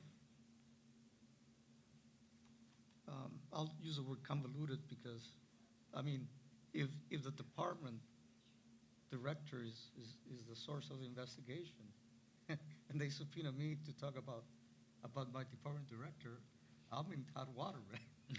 I don't know. So I think that's what we're saying, really. And so the investigation has to emanate from something, and I don't know what that would be. Yeah, if I could just point out that one of the limiting factors here is in paragraph 2, that this can only be, the only way that council has this is if they're reviewing something legislative in nature. They just can't go out and ask for anything. So that kind of limits it. But I don't know if that provides any comfort for anybody. There was some question the last time when we discussed this about whether the city council should be conducting investigations. And we added language that appears on page 41 of 43 under 3-206 investigations, where it said the city council or any person or committee authorized by it for the purpose may make investigations into the affairs of the city and the conduct of any city agency. So that goes beyond legislative matters. But there was some question about whether the city council should even be conducting an investigation. And so we added that language, we proposed that language. I don't know where it stands right now. Anyway. Anyone else? Commissioner Washington. I'm a little torn on this. I don't think we should be trying to neuter council. And, that's kind of like what I'm hearing. I don't think we should be taking I mean, it's supposed to be 3 equal branches of government, and I frankly don't have a problem with the investigations if they are for the appropriate reasons.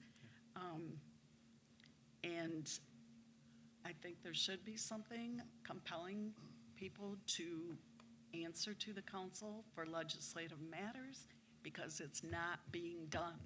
Yeah. And we have to have it enshrined in the charter.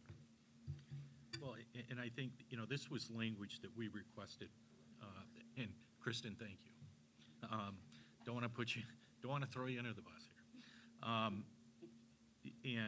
And this does not neuter, I know what you're saying. I just want to be clear. Yeah, it does not neuter count. This gives council more authority than they currently have. Right, well, I think the investigation part is a different section, but that language was approved. And,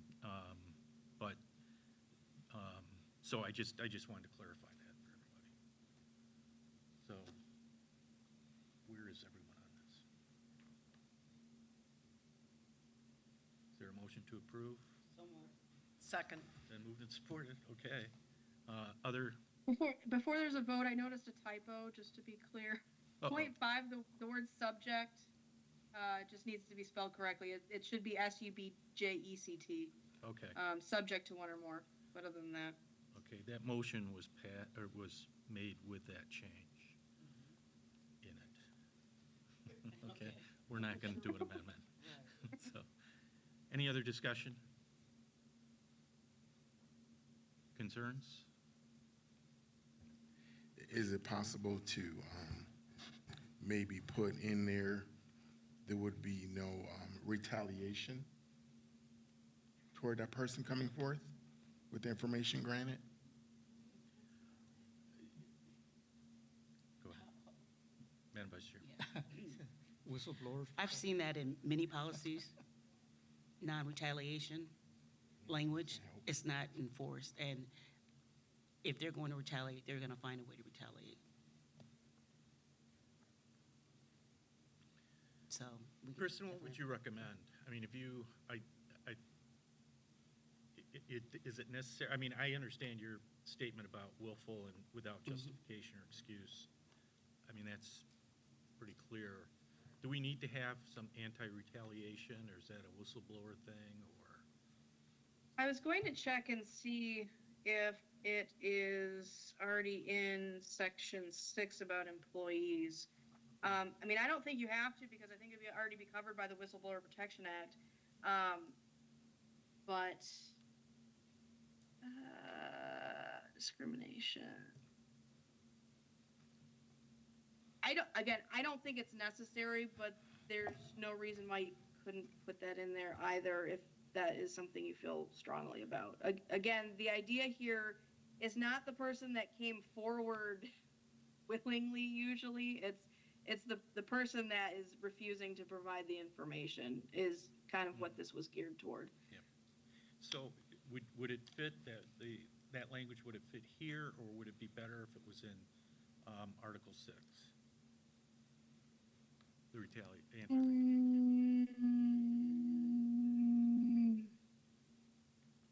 Gosh.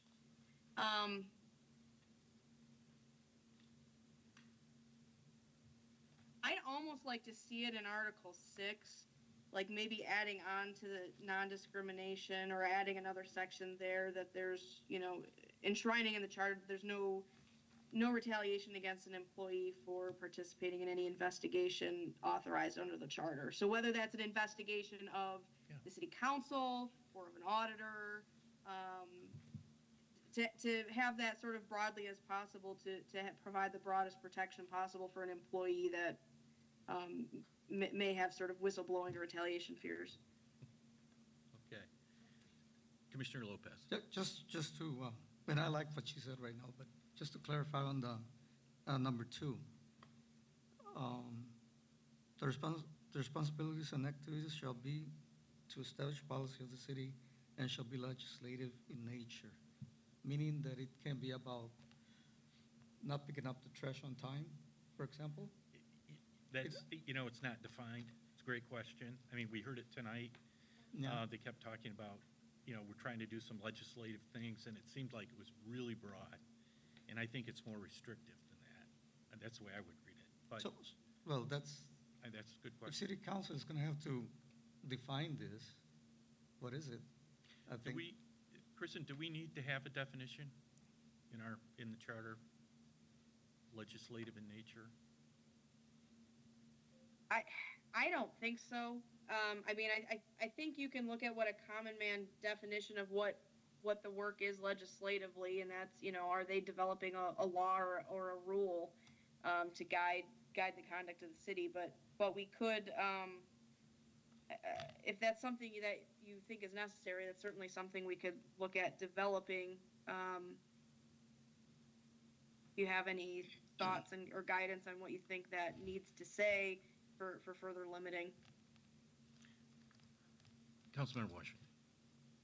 I think legislative in nature is pretty clear cut. It's ordinances and resolutions. It's not day-to-day constituent work that's what they end up doing, but that's not legislative.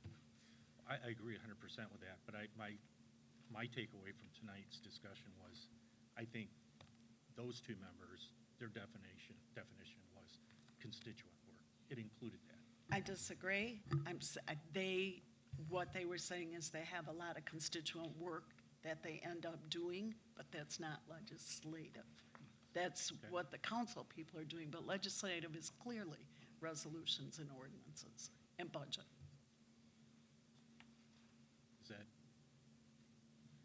Do we need clarity in the charter about that, or does everybody feel comfortable? At this point, I would have to vote no on this. I'm sorry? At this point, I will vote no on this. I hear a lot of thinking and a lot of this and maybe that, and I would just like to have some clarity, and so I will vote no unless there is some clarity. Thank you. Okay, where is your area of concern? Again, I'm concerned about the employee. Okay, in terms of the Article 6 language that, But see, I haven't seen the Article 6 language.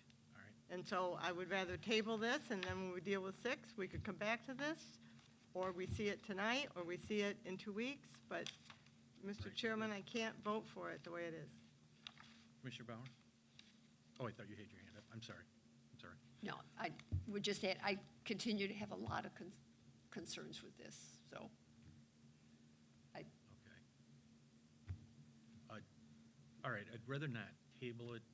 It's a lot harder to take it off the table. If we just want to, we don't have a motion, we can just bring the language back. We do? Oh, we do? Oh, okay. no, there is. All right.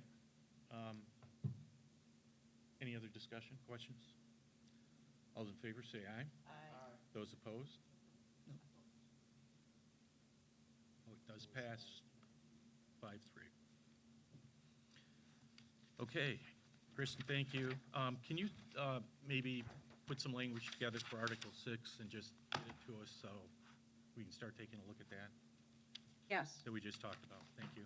Yes. Yep. Okay, and then the last one we have tonight is the yellow page. Kristen, I don't know if you saw this. This came from the law department and from Chris's office. We just got it this afternoon. And that's not a criticism of any kind. But we did change the charter and took out the every 10 years review of the city ordinances. And after we did that, the law department came back with some language to clean that up. And that's basically what this is. I don't think this is substantive changes. I think it's more to clean up what the process is going to look like and what the availability of the ordinances are going to be to the public. Has everyone had a chance to look through that? Are there any questions? Chris, did you have any comments that you wanted to make?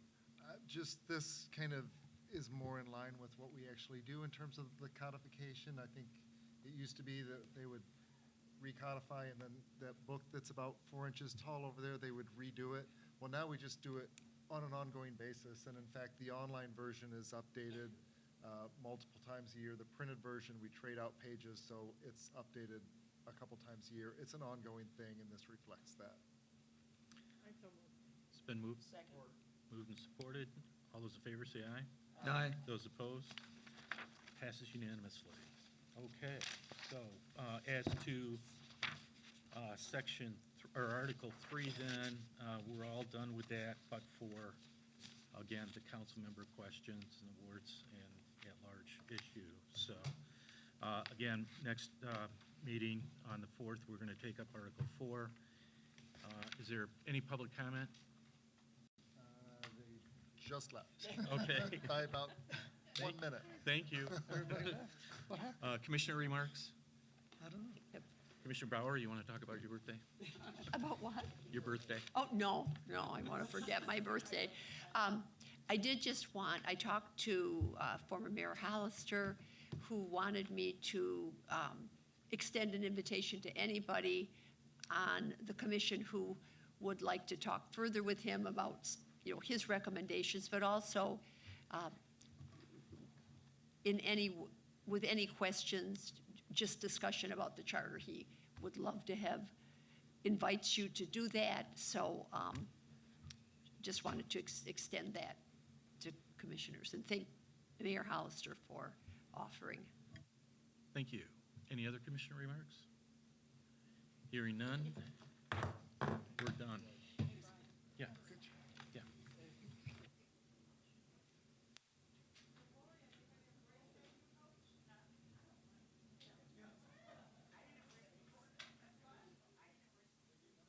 Well, I couldn't control myself, and I think I probably just, whatever, got over that. I don't know. So I wasn't like you when I was growing up, but I could cry pretty easily.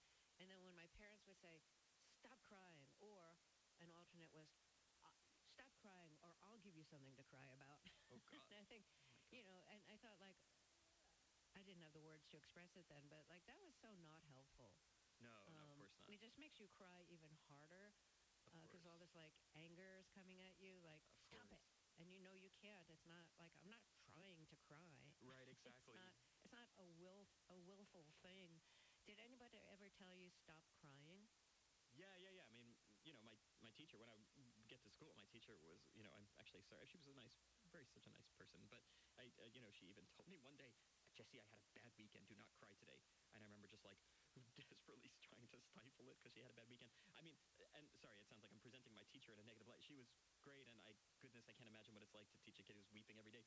But I remember that pretty distinctly. And yeah, I mean, then like I had real more emotional problems in 6th grade, and my parents were trying to take like because I missed a year of school because I couldn't be there and all that, and like my parents were trying to kind of do both things of trying to like be sensitive to me while at the same time like trying to make me not fall into something inescapable. So like I was institutionalized, and then I couldn't go back to school after that because I just couldn't be there. And I remember like my father, again, really nice parents, sensitive people. But I remember my father was more of the school of like, you should really just be going to school, and the more kind of like we as a family like allow you to like escape all the things that scare you, like the worse you'll get. And he was right, because like they pushed me back to school in 7th grade, and 7th grade was better for me, and I got better by just kind of like, let's say, just like normalizing rather than kind of like indulging and escaping. What was your experience like when you were in a mental health institution? It was crazy. It was so crazy. I was really going crazy. I mean, I tried to take the scissors out of the woman's desk and hurt her. I don't know. I was going crazy. So they kept bringing me to this like padded room or something, and like it was terrifying. And I couldn't go in my room. So I would sleep on the couch. I don't know why they let me sleep on the couch in like the TV room thing. It was terrifying. And I would go to the soft room, and they would like put their knee in my back and hold me back to restrain me, and it was just crazy. And there was like a swastika carved into my room. It was not directed to me at all. I'm sure carved in by a kid. I don't think it was probably even anti-Semitically driven. I think it was just like a kid being, bad in a place where they have a pen and a wall. And so like once my family was able to come back for like visiting day, I was like telling them, I can't be here. I'll do better. I'll try, please. I'll do anything. I'll go to school. I'll do whatever. And they were like not having it. And then I think I may have mentioned like there was a swastika on the wall, and that for my mom was like, ooh, that's not good. But it, for whatever reason, was the thing that tipped my parents into like taking me out of there. And I was going home, and I was like, I think I should skydive.